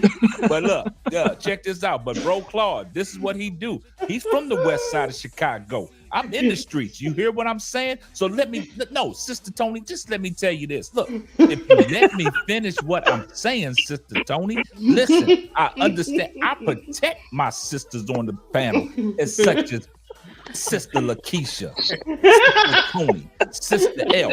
I love my black sisters. Hold up, I gotta step away for a while. Hold up, I'll be back. Because I'm from the west side of Chicago. I'm in the streets, if you know what I'm saying. He'd be like, Oh, I'm dead, bro. by now, he'd be like, if you ain't get it by now, I don't know if you're gonna get it. I don't know no other way to give it to you. But I try to tell y'all, I came on this show last week and I told y'all the fix is in. There's nothing you can do. You're so silly, Lord. Oh man, He added a new one now. He got a new one. He like to as he talking. He's so confident. He's so confident and smooth with his shit now. He like to ask you, right? Right? Yeah, right? Right?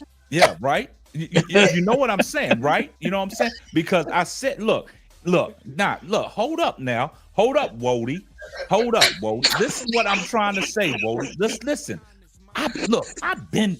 Me and K-Sap can attest to this. We from the old school. You understand what I'm saying? Look, when Chicago was playing, when Michael Jordan was in that triangle offense, Phil Jackson used to go Scotty. If you know what I'm saying. You gotta feel me on that. I'm from the west side of Chicago. You need to be stopped, K-Sap. You need to be stopped. You better This the last one to wrap it up. But see, no, bro, Gab. Look, bro, I'm not gonna let you look. I'm in the streets. Facts is facts.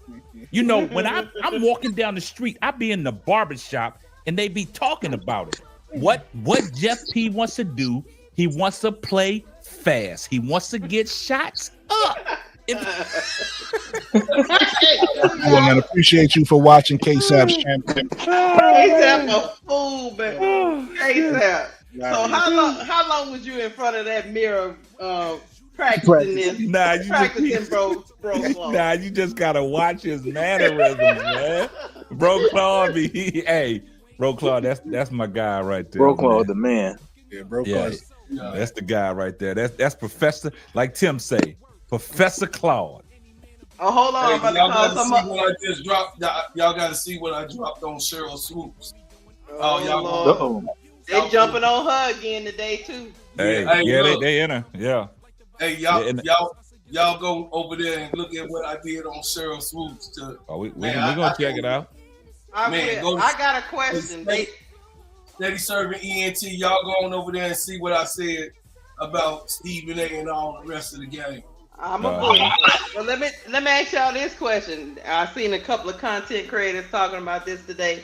They say if Paige don't lead them to a victory tomorrow, she ain't as good as they. Yeah. Mm-hmm. That everybody is saying. They already screwed that. That's their pregame.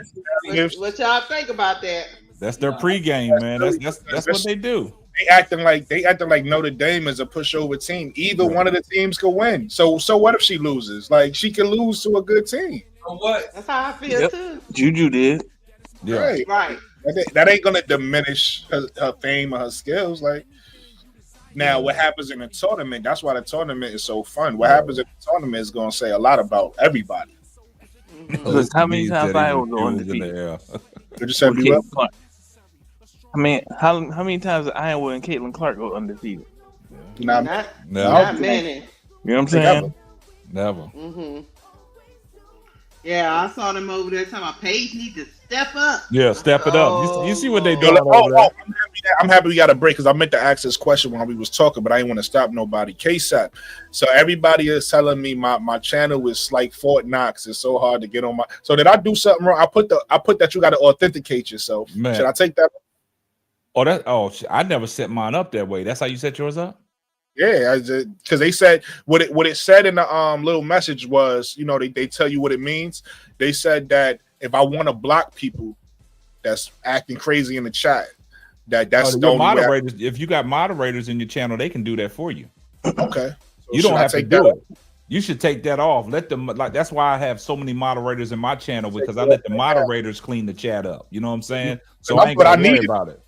What I needed, I was like, wait, like when you drop your link, you don't want people to have to go through the leaps and bounds to get on. But it's up to you when you drop the link. You just can't bring anybody up. You got to make sure that you'll know if they're pros or not. Because because we go to the backstage and you can always stop them. Yeah, you can stop any other things I should do, because like they say my channel is super hard to super hard. Man, I'm gonna tell you. Oh, Nate finally here. Look, yeah, I finally got in here. So Nate, you had a problem with the link? No, it was so the first time I got through, but when you use it again, Google was like, "Hey, we don't know you. Verify your birth, your mama, your daddy, how many kids you got, how many emails you got. You sure it's you? All right, sign in. I'm kicking you out. All right, sign in again." I'm like, yo, what the heck? Yeah, I've never had no problem. So I think it must be a setting that Brooklyn set up. But I will say this though. When Brooklyn, you sent me the link. I just saw it when I was saying, hey, drop the link. And Bro Claude said, KSAP said, drop the link. And the funny thing about it is, I'm going up and looking at my subscription trying to find you, right? So I had to search and it pulled up because Bro Claude got it live on his channel as well. So what happened was I'm on his thing sending you messages. You didn't see them. So I saw them actually responding, but I guess you didn't see them. I didn't see it. I'm like, damn, how come he ain't dropping the link? Y'all ignoring me, man? I'm like, what's going on? So I'm looking. I was like, damn, I'm on Bro Claude's, and then trying to find you because I don't know because you changed your name and stuff like that. I think it might be hard for people to recognize it. I don't know. But that's what they were saying. Remember L and I think is it AJ? I forgot to do AD. L and AD saying that they didn't. Some of the stuff I was putting on the screen, they didn't see in the chat. So sometimes I guess depending on if somebody's in another chat, you don't get all the messages or something like that. I don't. You got to have like how I see all of it because I'm watching it on that, and then I actually got it on my phone, but I got it muted, right, so I can see everything. But what they need to do is like when we do this, because it's broadcasting from your main channel, is you. So people can watch it on my channel or Bro Claude's channel, but you got to let them know that, hey, we're on Brooklyn's channel. So if you want to come up on the panel and see everything, you got to come over to Brooklyn's channel. Yeah. Hey, Sister Lakeisha, you better start causing confusion around here. I ain't trying to cause no confusion. I'm just telling these people straight up. I mean, I just don't know why they like to move the goalposts for one person and then they go to the next person and move it all the way down the street. She said all the way down the street. All the way down the street. I can't even see it no more. And then you got to sit there. That's the only problem with having these debates and these discussions, because people really think they can, just BS you. And you like, I just asked you a direct question. And you talking about everything around the sun. That's the problem I have. Like when you just want to ask somebody a direct question, I don't need all the salt, the pepper, the collard greens. I don't need all that. I'm asking you a direct question. It's either yes or no. Or if I ask you a question about a certain player, who you got? I don't need you to tell me why you got that person. We're just asking you a direct question so we can move on, right? Yeah. And let me tell you another thing, KSAP, that's hard for a black woman. Just hard for, because they got that stereotype out there that we so combative and all these different things, and we start getting too animated or emotional and stuff. Oh man! Oh, look at him! Look at him! She can't control herself. Look at him! Black woman can't control herself. Mm-hmm. See, but what I would do, I don't like that. What I would do, Lakeisha, if somebody was saying that, I'd tell them to shut the hell up, right? That's a clean way. I thought you would, bro. I thought of something different, but that's a clean way. I tell them to shut the hell up, and the reason why I'm saying that is because that's gaslighting you, right? Mm-hmm. Because we all human beings with emotion, but because that stereotype. Now think about a person who's thinking about that, right? Think about the anxiety that I push a person through, because now somebody is doing something that they know is going to agitate you, whatever it is. Like it could be not it could be something as simple as you needing something done that they supposed to do and they not doing it. So now you getting frustrated, and now they using your frustration to gaslight you to say, see, but you the reason why I'm upset, because your ass ain't take care of what I told you to take care of. So I hate when people do that, because they that's mind games. That's manipulative. You got a lot of men out here that like to do that, and I don't like that. I don't stand for that. That one of the reasons, listen, I'm gonna keep it all the way a fact. I think people like myself, and I'm just, not to be cocky, I think people like myself, KSAP, all of the men that support Angel Reese should get more respect than they do, and more credit, because you got so many men out here that don't protect black women. That when you got men who do, it gets ignored. Don't nobody give a fuck. You get what I'm saying? But it's like you got all these men out here that don't protect black women, and then as soon as you got somebody, the first thing, and again, I'm not talking about all women, but certain women, the first thing you're gonna do is point out, how you ain't nobody protecting us. But then you got these group that say, nah, I'm gonna stand with Angel. I'm standing with her because I'm gonna keep it real. What made me stand with her was because I ain't like how she was being treated. Yeah, so I said, fuck that. And then on top of me not liking the way she was being treated, I really thought she had skills. So that's why I was like, okay. Because if she was trash, it wouldn't have lasted long. I'd have been like, I got you for a year or something. I'd have been going. But nah, she actually got skills. So I'm a fan of Angel Reese. I stand by her, respect her. But I don't like how men, and I keep it real, there's a lot of black men that's like how you said earlier. I don't know if that guy was black or what, but that guy on Showtime's chat talking about the way they dress and the way this, like you say, you know who you talking about. Like, cut it out. She's a 22-year-old girl, bro. Like, what you want her to dress like? She's married. She's dressing like every other girl her age dress, but they not famous. They not famous, so they not being criticized. She gets famous, so you gonna criticize her. That goes back to what I'm saying about the manipulation, right? Because that same person that's criticizing her, whatever age he was 22 at some point, and you was acting like a young 22 dude, right? You wasn't acting like no 40 or 50-year-old man, but you gonna criticize. He was talking about my children don't want to see that, and we was like, yo, children. But see what? She's not. See what I hate? I hate people who talk about. I hate people who talk about Beyonce, right?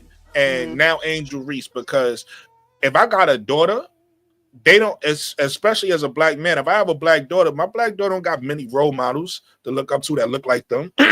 So the ones that's positive, why tear them down, right? The ones that's Angel Reese is, regardless of what you drink about her, she's a positive role model. She's not out here selling drugs. She's not out here beating people up. She's not out here with a bunch of alcohol. Like, you know what I mean? She's a girl that's about her business, that take care of her family. That's, you know what I mean? Like, what's not to love about her? Like, the fact that you looking at her trying to find something negative tells me a lot about you.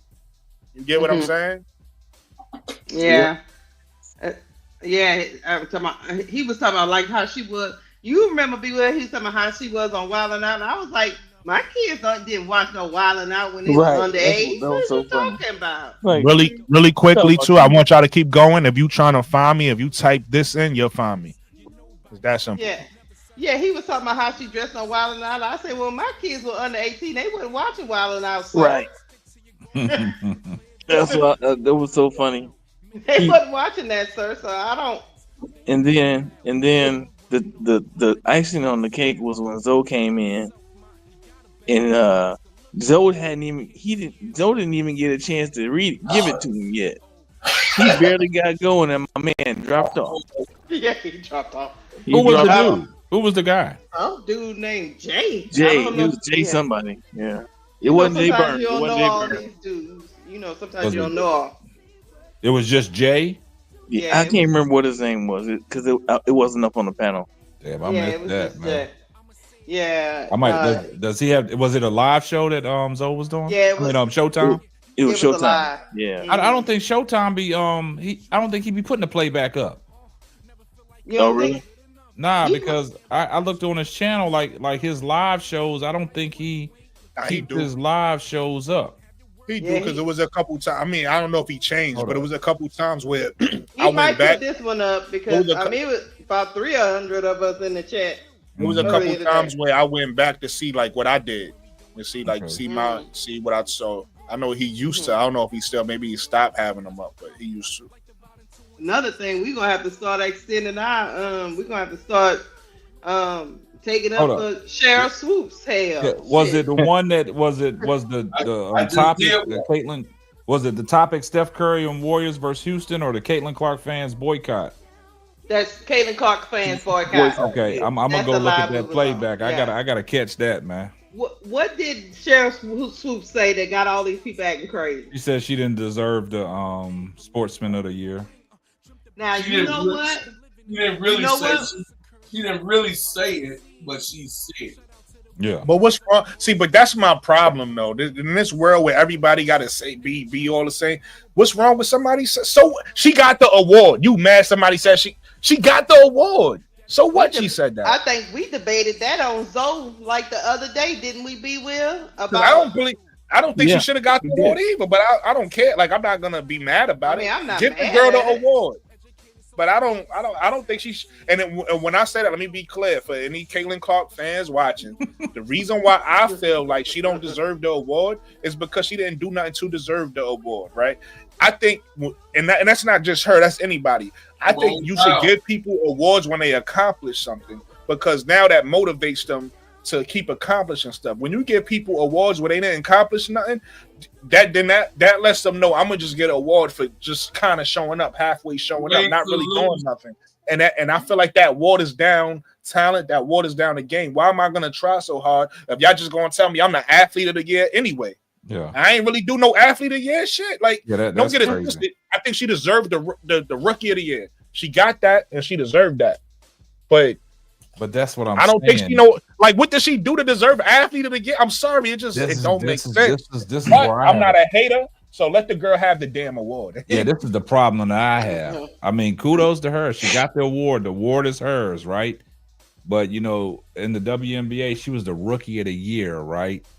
And then you look at Time Magazine giving her the 2024 Athlete of the Year, right? How can you get that when you was only the rookie of the year? You wasn't the MVP or anything like that. So that's what makes it difficult. Yeah, you lost. Playoffs bad. But you got Athlete of the Year. You got the MVP, and you was just a rookie. Yeah, you just the rookie of the year, and Simone Biles, and y'all forget what she did in the Olympics, man. Like, what the hell? Y'all forgetting what she did in her last year of college. She lost. So they talking about all the she lost. She didn't. She did not in fact win the NCAA tournament. Her team did not in fact win the NCAA tournament, but she was there. She broke the scoring record for men and women. And I give you that. Hold up. She moved the needle. But hold on, listen. When did the college season end? It ended in March. April, huh? In March. So you tell me 3 months in, 3 months in of 2024, 3 months in of 2024, you get the label of the 2024 Time Magazine Player of the Year. So that goes throughout the whole calendar year. So they only basing 3 months of her college. The fact that I could think of people who won stuff this year. She ain't win nothing. LeBron won it, and he only plays the NBA season, so it's about the same amount of time. So is LeBron the greatest basketball player playing right now? He won it in 2019 or 2020. I can't remember what it was. Hold on. But was he the greatest? Hold on. This is a perspective. Was he the great in 20 when he won it? Was he the greatest player playing? Probably. He's been the greatest player playing basketball. Is Caitlin the greatest player in women's sports right now? I'm sorry. I said no. I I ain't even saying playing in general. I'm talking about just in women's sports. Is she the greatest player playing right now? No. She's the greatest. No, I'm just saying because you compare to LeBron. I'm just saying because you compare to LeBron as levels. I could understand. I'm not saying I agree, but I could understand why LeBron will win an award being the best player on the planet. Like last year, Caitlin Clark ain't even the best woman athlete on the planet right now. Like last year, Lionel Messi won it. It's people that are like needle movers. It sounded like people that was what I'm saying is hear me out, B Will. It sounded like people that were like at the top of their game in their respective sport. And that's what I'm saying. But maybe my criteria is not what their criteria is. Yeah. They always got a different criteria. And G said in the chat, LeBron won the year that he won it. He won the title also. You know what I'm saying? Yeah. So that's putting some stamp on it. And hold on, be well. I was with you. I'm just showing you why I said what I said. I was more with you when you said what she did in college and she broke these records. But when you compare to LeBron, you lost me. That's why I was I didn't compare her to LeBron. I compared the length of the season. I was saying that LeBron as a basketball player won it one year, and he only his that year for him was only the length of the season. But do you understand the difference in LeBron and Caitlin? And why he would win? You're making that connection, not me. I'm only connecting the length of the season because that's what you were talking about. Is the how long she had in 2024. You got it. Yeah, I understand you. Let me ask you this question, B. Will. I do understand you, B. Will. It's all fair. But what I don't understand is it just seemed like the other people that won the award had more criteria than she did. So let me ask you this, B. Will. In a sense, do you think what Caitlin Clark achieved in college was a greater feat than what Simone Biles achieved in her Olympic run? Absolutely. Do I? No. Okay. I just wanted to see some substance there. So here's my caveat to it though, because not only is it what you do on the field, it's how you move the needle, right? So it's Time Magazine. That's what I was saying earlier today. Keisha, it's Time Magazine. We got to stop looking at it as if it's just about sports. It's not just about sports. Time Magazine is not. I mean, it's kind of equivalent of their Person of the Year, Man of the Year. It's more to it than sport, and so therefore less to it. If you understand what I mean, it's less about sports, and that's how I think you guys are looking at it. It's about the sport. It's less about the sport than it is about other things. You're saying she moved the culture, the woman's sports culture. She changed the eyes that she brought, and again, I said this last night, Keisha. Mm-hmm. We all know that she wouldn't have moved the needle without Angel, right? Mm-hmm. We all know that. So, but what I'm saying is, because of her notoriety, she changed women's basketball, right? The notoriety and the eyes that she brought to the sport changed it, and you can't deny it. So that's why I'm okay. Again, I never said I advocated for her getting it. I just can see how they gave it to her. I can see it. I got you. Yeah, I got where you're coming from, because you're saying that at this moment in time, this lightning in a bottle, which is what I call it, this lightning in the bottle is a moment in time. But I will say this, and I can also understand Brooklyn's point, because where does she go from here? Because next season, if she's not she can't phenomenal, follow what she did this year. Can she follow that up? Follow the award, the Athlete of the Year, or her season? Just to see, because the expectations now is you're gonna have a sustained career. Yeah. I'm pretty sure that the time is not picking people that they don't think is gonna have a sustained what I want to say, sustained, successful career. They just doing, to me, they just did it a little premature. But that's just me. But I understand what you're saying about moving the needle. So I it's don't more think of they like, care about the future. Right. She has to sustain her greatness, meaning that she has to have. This is just a contributive year that Caitlyn had, but what next year and the next 5 years look like, right? So say that she's this person that is portrayed. Do I agree with what I read in the time? Yeah, I do. Some of it. It's very eloquently put together, and her people put that together. That's not coming from me. ASAP know the banana in the tailpipe when we see it. Yeah, banana in the tailpipe. Not the banana in the tailpipe. Brooklyn gonna call it out. It's all smoke and mirrors. We'll be like, ooh, ooh. We like, no, we see it, dog. But the thing is that how it's formed, how your sports attitude is formed off of this actual article is a very put together type of campaign, meaning that they're campaigning for their girls. It's just bottom line how they've been doing it the whole year. You have to understand, B. Will, that I always say the fix is in, bro. I can't make this shit up. Yeah, they pretty much want them to win the title next year, bro, Cloud. I'm with you. Oh yeah, the fix is in, dog. I mean, Angel not gonna let that happen.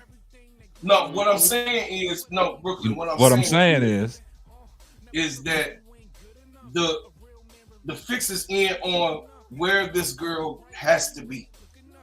Like Larry Bird. Larry Bird, as far as the white folks is concerned, Larry Bird never fell from grace.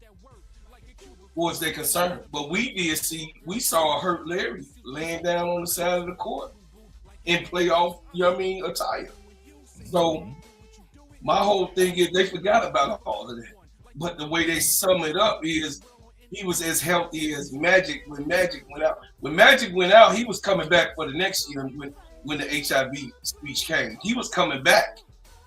But the HIV speech, happened, so he wasn't able to come back. But when Magic got sick, he was still doing his thing.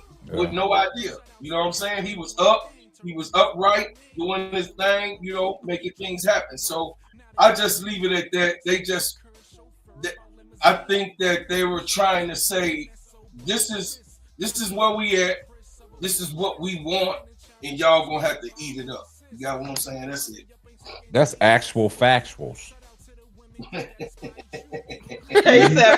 just stop. Bro, Claude, boy, Bro, Claude, you could have all kinds of sound bites over here, baby. We can get you with all kinds of sound bites. Let me tell you something. They already setting us up. But go ahead. Was that Nate? Yeah, Nate, go ahead, man. Hey, K-Sap, did you see Bro Cloud was talking about the shea butter and the Diddy parties? Oh yeah. Hey, look, like you said. Hey, I never want me to tell you why, Nate? Why? Because he's from the west side of Chicago. Lord. I'm in the industry. I'm in the rap game. I know this. This is actual factuals. When I say I can't make this up.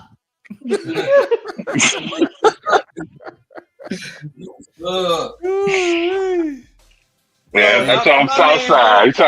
I said that's you know saying. That's why I commented earlier. He's like, his antenna went up. I was like, that antenna keep you from going to those Diddy parties. Oh Lord! That's all. Just like outside. Nate, he got the best shea butter on the west side of The best shea butter. 53rd Street in Hamilton. I got it all. Dang, K-Sap, you remember the street too. Dang. What's wrong with y'all, man? Yeah. And Bro Claw, he got you down packed, man. He remember the street names and everything, man. Bro Claw, that's my dude, man. Y'all gotta go check Bro out. Claw laid also he lays it out so well, man. He put it all down there. I post that people. Hey, look, bro. I remember July 21st. Was it 1989 or 1989? This is 1999. oh man, 1999. Wow. D. Will, why are you taking him back to the day he want to go back? Yeah, don't do that. Yeah. We was just talking about how we haven't seen how K-Sap pissed off Bro Gas so much. We ain't seen that man in 2 months. I ain't seen him. He popped his head last night. On show. Yeah, he popped. Oh, for real? He was on shows, but he popped in on us last night and then he rolled out. He was live today on Showtime. Yeah. But see, the crazy thing about it is, like, y'all got to go check out Bro Claude on his channel though. But he be over there lit, boy. And when he get in his mood and that music come on, he be like this.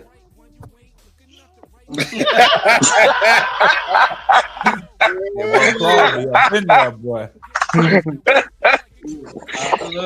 I love music and I love to hear my. So wait a minute. So y'all think the Fever gonna win the title next year? No. They're gonna try though. They're gonna try. They're gonna try and engineer it. They're gonna try and engineer it, but Brooklyn, what we looking at, man? What we focusing on? What is that? Is that the Valkyries? Yeah, that's their Instagram. The Valkyries Instagram. So I'm looking through it while y'all talking. If y'all see anything interesting, y'all can talk about it. I want to know. How do I do what you're doing? How do I get that monitor up? How can you gotta share two screens? You need 2 monitors. You cut another monitor. You don't have to need. You don't need 2 monitors. Yeah, you can do it without it. I run monitor. I got my laptop. Yeah, you can run it off one. You just got to share your screen and share that particular website. Monique Billings pretty without it. Yeah, that's what I'm saying. I'm looking. I'm like, hold on. That's Monique Billings? Yeah, she's been fine. Come on. Oh, yeah, no, Monique. She needs to be on some Mac. See, this is a problem with the WNBA, man. Why they not marketing Monique Billings? Hey, she gonna get marketed now. Oh, they need to market her over Kate Martin, but we know why they want to market Kate Martin over, you know what I'm saying, everybody else. They want to bring that community over to Golden State and those eyes. That's why.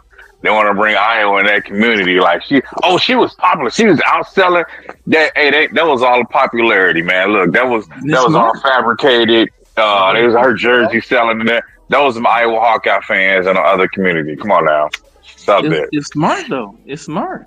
Yeah, it was smart, but but you need to be marketing not just Kate. Like they said, it's like she's a face now to that lottery pick, you know. But it's like, what if they actually make a lottery pick or they trade? I think it's gonna be a lot of trades. Like, I don't know if I saw the comment I posted. They're trying to make sure there's no like walkout or anything else. So when they opted out, they've been just negotiating terms with the WNBA to make sure, like, hey, what's up, we got Tim? too much money to make. No, I was talking. Tim pulled up in the chat live from Germany. Appreciate you. But what's going on, Tim? But yeah, they already negotiating, and they updated today saying, we're moving forward, and saying this is something to make sure we come back to it today. So they are negotiating. They know it's money to be made because it's more eyes. You got Paige coming. I'm pretty sure the Sparks Magic Johnson talked to Flau'jae, and now she got an NIL deal with goes Unrivaled. So I mean, was she gonna sit in college for another 2 years and then go to Unrivaled? No, she coming out.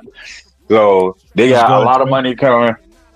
I was saying what's up to Tim. He said what's up to me. You good, bro? I ain't even cut you off. I agree.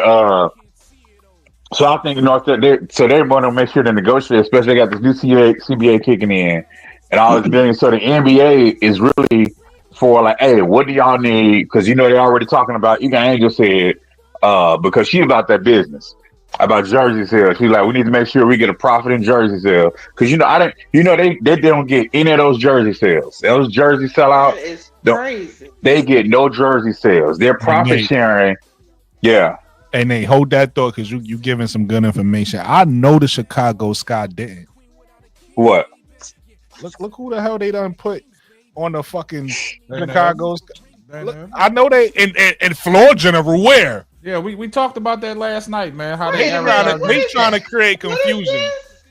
They trying to. We talked about it last night, Lakeisha, when they was Brooklyn, talking about what I say, Brooklyn. What I say, Brooklyn. Didn't I talk about that though? I said that. I said I'm gonna promote what I want you to take from me. Mm-hmm. Because what he said he wants big guards, big wings. She ain't not one none of that. Yeah. She ain't none of that. So we're gonna promote her like that happened in the NBA. They'll promote. They was promoting pick players. Yeah. Nate, I hope you right because this. I hope I'm right too. I see this differently because you not promoting Kennedy. First of all, I wanted to bring this up because y'all had talked about Kennedy a little earlier, and I forgot to say this. In that interview that Tyler Marsh had with that podcast, they talked about Kennedy. They talked about Camila Cardoso in China, and that alarmed me because I'm like, you're gonna bring up Kennedy Cardoso and China and not mention Kennedy at all? Okay, now you really letting me know how you really feel about Kennedy, and now I pull this up and you're promoting Dana on the channel. So now you're not promoting Kennedy. They promote Kennedy too. She right there. They got Kennedy right there though. She got more likes too. Right. You're right. She right. Man, that's a birthday. Come on, man. Upcoming Kennedy Carter off season, man. But floor general, somebody snuck that on there. That was that's the social media people. Be real. That's the social media people. That's the social media people. They trying to promote her. They put Kennedy stats up there too. Her 42 points a game. Somebody hijacked that page and slid that in there, man. It's a new social media person. It's a new social media person. I know that. Like I said, I hope you right, Nate. What's up? No, because didn't they fire their social media person? Yeah, I think I did. Now that I'm not sure. Yeah, he was. 2 weeks before. They let him go. It's not just that bit. It's not just that picture that's promoting Dana. There's a whole video. A whole video. Of Dana making passes. I mean, they're the most elementary passes in the world. Remember, Brooklyn, I had that show when I was talking about. I didn't mean to cut you off, B. Well, my bad. Oh, you good? You good? Go ahead. Finish what you said. I'll get back to it. Go ahead. This just caught me off guard because I didn't look at this page in a while. So I know, but Brooklyn, remember I did that video, I did that podcast talking about what Jeff P said on Dana Evans, even though it was an old clip. Yeah. But I think he really feels that way about her, man. Everybody still felt that way about her. Absolutely. That don't make her a good player, though. He can feel that way all he wants. Jeff P got the honey on the chest for Dana. Hey, guess what? Tyler Marsh gonna see the same thing James Wade and Teaspoon saw. That she is not a point guard and she don't belong on the floor. And she's not a starter. So he gonna see the same thing. He gonna tell, hey man, I don't care how much you developing she get. She not the best development. I can get her some steel poles in her knees so she can grow 6 inches because she trash. She should be banging that thing, man. That one play that you showed, she should have banged that. I'm gonna put up something that you guys is gonna find interesting. Only reason why I didn't talk about it yet because I haven't really fully researched it. But since we got a full panel here, I'm gonna put it up for y'all. Yeah, you keep talking. It's gonna be up in a second. Oh, but I was saying they trying to work out this deal. They want to hurry up and get this CBA thing negotiated to make sure there's no slip ups or shutdowns or anything. What's up? Guys, what's that? Go on Twitter. I'm gonna have. How can I send this to you, Brooklyn? My Twitter is the same thing as my Adezbaby. You see it in the bottom right there. Send it to me too, Lakeisha. Yeah, I'm gonna trying stir to some confusion. Yeah, I'm about to start some confusion because hold on, let me because this is her talking live. Hold on. Who? Caitlyn. Oh, I seen it. I was looking at that, the one for Time Magazine.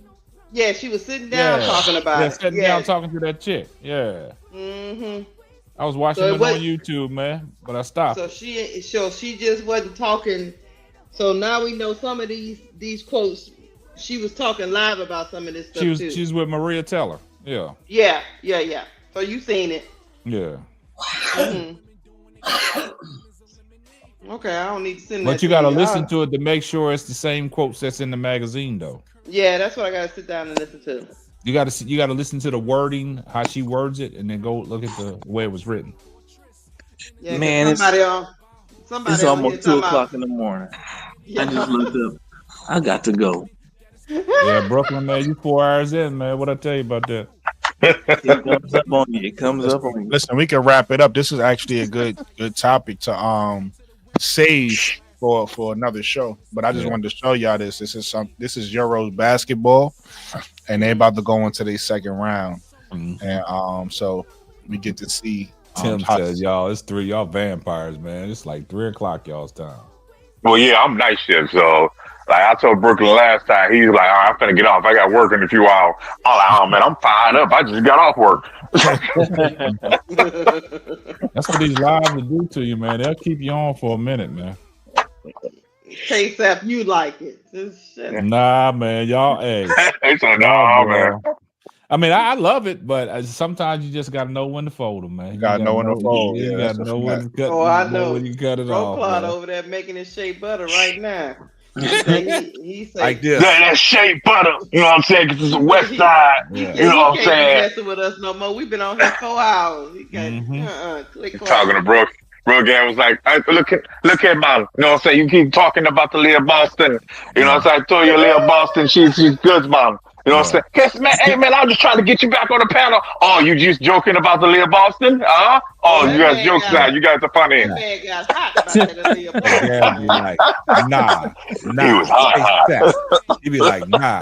K-Sap, nah, K-Sap, let me talk. Nah, K-Sap, let me talk. That man ain't been back. Y'all guys are not. Y'all guys are deluded. K-Sap, let me talk. Talk, right? Let me talk, K-Sap. You gotta say what the accent. K-Sap, let me talk, man. Let me talk. Okay, she's a horrible player. He gets sarcastic. Okay, she's a horrible player. She's horrible because she turns the ball over. Oh my God, she will look less than a W for another year. Okay. What y'all do? Y'all see, that's what I'm saying. When you start being around people and talking to people so much, you start to talk like them, man. Not yeah, I remember I found K-Sap channel, man. Let me talk. Yeah. Let me talk. No, okay, I let you talk, and now it's my turn. It's my turn. I let you get out what you wanted to say. Okay, go. Okay, you go ahead. She's a wonderful. Oh, you're right. She wants to be in the W. So you guys can't sit here and tell me that Aaliyah Boston is not top 10 in the WNBA. You guys are ridiculous. Right now, you said that's right now. You guys mentioned Caitlin Clark more than me. Yeah. You talk about Caitlin more than me. But every time I bring up Marina Mabry, y'all want. Marina Mabry was done so wrong. Okay, yeah. She was the heart of that team. I'm like, what? We saw the same Marina. He bring up Marina Mabry just to troll us. Yeah, he know what he be doing. Well. I'm glad Marina requested that trade. I'm so glad for that 10th pick. We needed that pick. Man, I'm not trading none of those picks for Jewel Lloyd. I'm sorry, none of those picks for Jewel Lloyd. What y'all got against Jewel Lloyd? She's 31. She's 31. Killing the quarterback. I want Jewel Lloyd. Goddamn it. Nah, I'm good. That's a replacement for her, man. I take Isaiah James. I'm sorry. I saw Isaiah James highlights. Brooklyn put me on. I was like, oh, what? Bucky. I'm like, nope. Give me Isaiah. Hey, 22? Yeah. She hit through with the ooh-wah. I was like, ooh, okay, all right. Well, like so, Brooklyn say, We don't even have to worry about it no more. No more. Brooklyn said we gonna be all right. No matter who come, we gonna be all right. We got a good we got a good foundation. I don't want to lose Kennedy, but if we have to, we still got a good foundation, man. In my head, because like you said, she's going to get signed and traded. Like they're not just gonna let her walk. Like if she picks somewhere, she'll get signed and traded. Like you can trade her rights without negotiating a contract. They can negotiate her rights. Like they could do hey, you want to go to Seattle? All right, hey, we can do a sign and trade right now, straight up. Because Kennedy 26. Look, I ain't having none of that. Hey, well, too bad. You and your shea butter gonna be mad because Kennedy gone. You on the clock. Jeff P, you on the clock, man. They trying to no, bro, Clyde, you on the clock. I want some more shea butter. You need to get that shea butter. Y'all gonna have both sides down there. We won't kill you.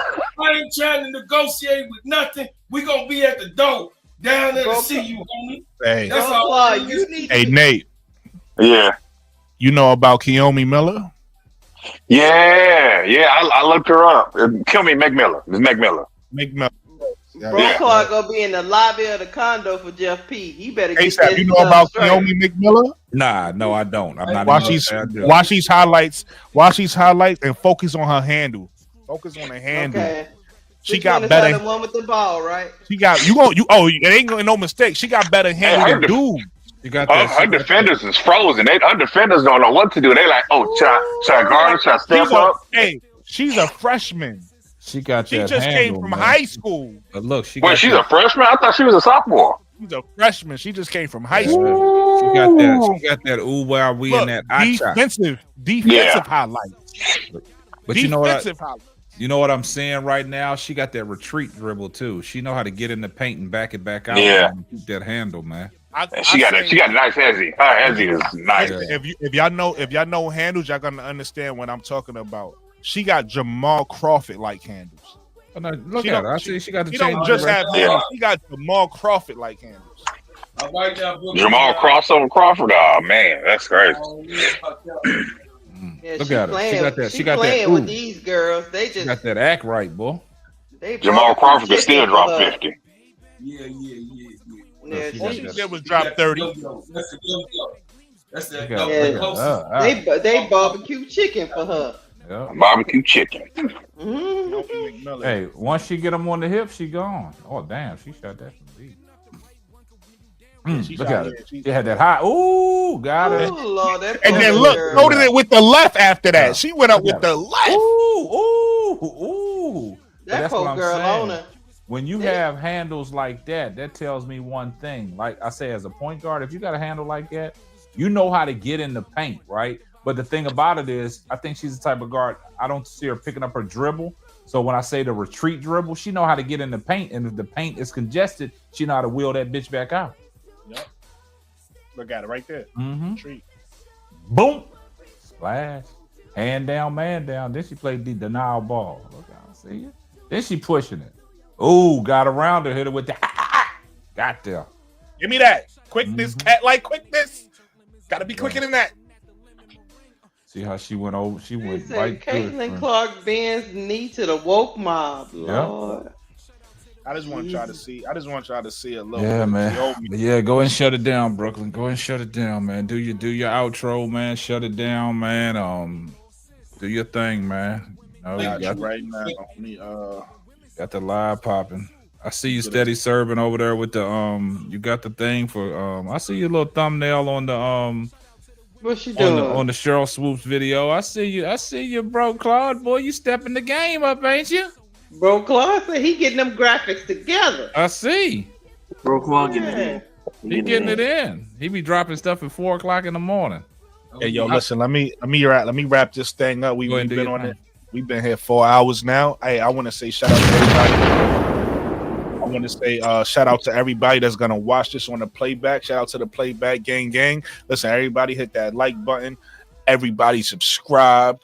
We here for you. We gonna bring a listen tonight. You got impromptu content. I didn't know we was going where we was going, but we went there. Look, we went there. You got a great conversation. Anyway, man, we was doing a little tutorial, working some things out, and we listen, done he with was the in tutorial. pre-production. Yeah. Yeah, that was in pre-production for like an hour or two. Just getting. And First then of he's all, like, listen. we wrapped Hey, it up. if you He like, said, if man, you we if you going like my live. background, if you like my little setup here, K-Sap is the artist behind the way the perspective is presented to you. So, hey, that's the artist right there.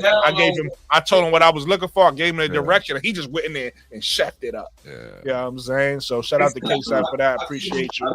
But yeah, like I said, hey, I appreciate everybody for tuning in, the playback gang, the people here for the live show.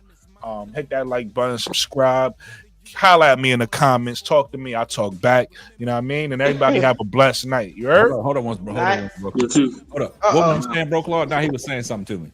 I was saying, trying to be funny. Not for real. No, what you sent me, I can't download. I tried to do it the way you told me, but I couldn't download it. I don't know how to do that. I don't have the intelligence. I'm gonna have to get in production with you, man. You're gonna have to send me. You're gonna have to send me. You got to create a test room in StreamYard and send me the link without going live, and we'll work through it that way. Okay, man. Yeah, graphics look good, Brooklyn. Yeah, Brooklyn. Brooklyn. He on the road, man. He got. I like it. I like the concept, man. I like the concept. Wait till he start recording the shows and watch what he got for you guys. Watch what he do. Got something special, man. I ain't even let him know. Y'all got something special. I just said, watch what. No. I ain't mad at you. I like hitting at things too. So I like that. I'm just saying. Yeah. I've been thinking about trying to step things up. So. Nah, once you get in there, you're gonna start thinking about everything that you want to put on here. Mm-hmm. But like I said, as long as you keep everything the way it is and keep your cameras without covering up stuff, you can put all kinds of stuff in there, man. Oh yeah. We can listen. Look, we got people we got all, whatever y'all trying to do. What y'all trying to do? Look, we got this set up. If y'all feel more comfortable like that, y'all don't feel comfortable like that. We take it over here. That brings you to the screen a little closer. You know what I'm saying? Yeah. What you were saying? Yeah. What you were saying? Brings you to the screen a little closer. Oh, I said. Oh, okay. Look at that.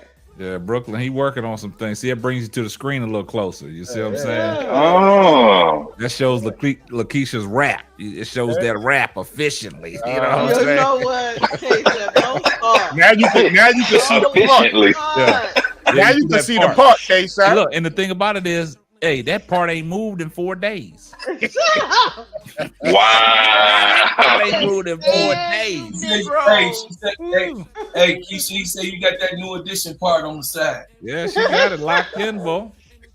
I can't stand so y'all. when you go to sleep at night, what you get your little comb and wrap it up like this, and then put the little thing. You know what? I'm gonna do a YouTube video so I can make some money. I can't see y'all that. It's crazy. We're gonna shut it down, but that's crazy that you said that, Lakeisha. That's how these people. That's how them girls be on TikTok and stuff. They show how they wrap their hair up at night and go to sleep. I told you I got a house full of 20-year-olds. They be doing their little things all day, doing their thing. I say, girl, who watching you, Mama? You'll be surprised. Yeah. Hey. Okay. Hey, real quick, Brooklyn, I want to put you on a sophomore. Dariana, I posted her stats earlier. She had Angel Reese stats, but she a 6'1" guard at Baylor. Dariana Little Page Bugs. Little Page? Listen, Little Page. Hey. Yeah. Hey, okay, Nate, don't do that because he get ready to research it and put let him I wasn't. See, but I am about to put on it. You just reminded me. I started the chat with this. I'm gonna end it with this. Hey, listen, I was on X earlier and I found out about these freshmen and a sophomore killing it in Vanderbilt. We don't even talk about Vanderbilt. As y'all can see here, they both averaging 20. Is this girl right here, Camille Pierre? Lakeisha, he said he was shutting the show down, right? Look, this is the last one. We ended it with this. I want to highlight these girls because I like young girls really doing their thing, right? We might as well talk about it then. She a sophomore. We're gonna end with this. She a sophomore. She's 6'2". Camille, if I'm saying her name right, Camille Pierre, right? She's 6'2". She averaging 20 and 11 as a sophomore, right? Wow. And then Michaela Blake is a freshman, 5'8", averaging 20 points, and they say they the best duo in women's basketball right now in Vanderbilt. I just wanted to highlight them because we don't talk about Vanderbilt. There's a freshman and a sophomore doing their thing. So since we just putting it out there for the chat gang to go check them out, for the playback gang, for the panel to check them out. That's all. I'm just trying to shed some light, and we're gonna end the show like that. Everybody, God bless. Hope you. Hey, hold on, let me ask you a question though, Brooklyn. Let me ask you a question. You gotta ask me tomorrow. Listen, you just training me. Hey, K-Stab ain't doing nothing but training me for when people do it. Yeah, I got you. Yeah, you gotta shut them down, man. I was gonna say, look up Tiffany Barnyard stats.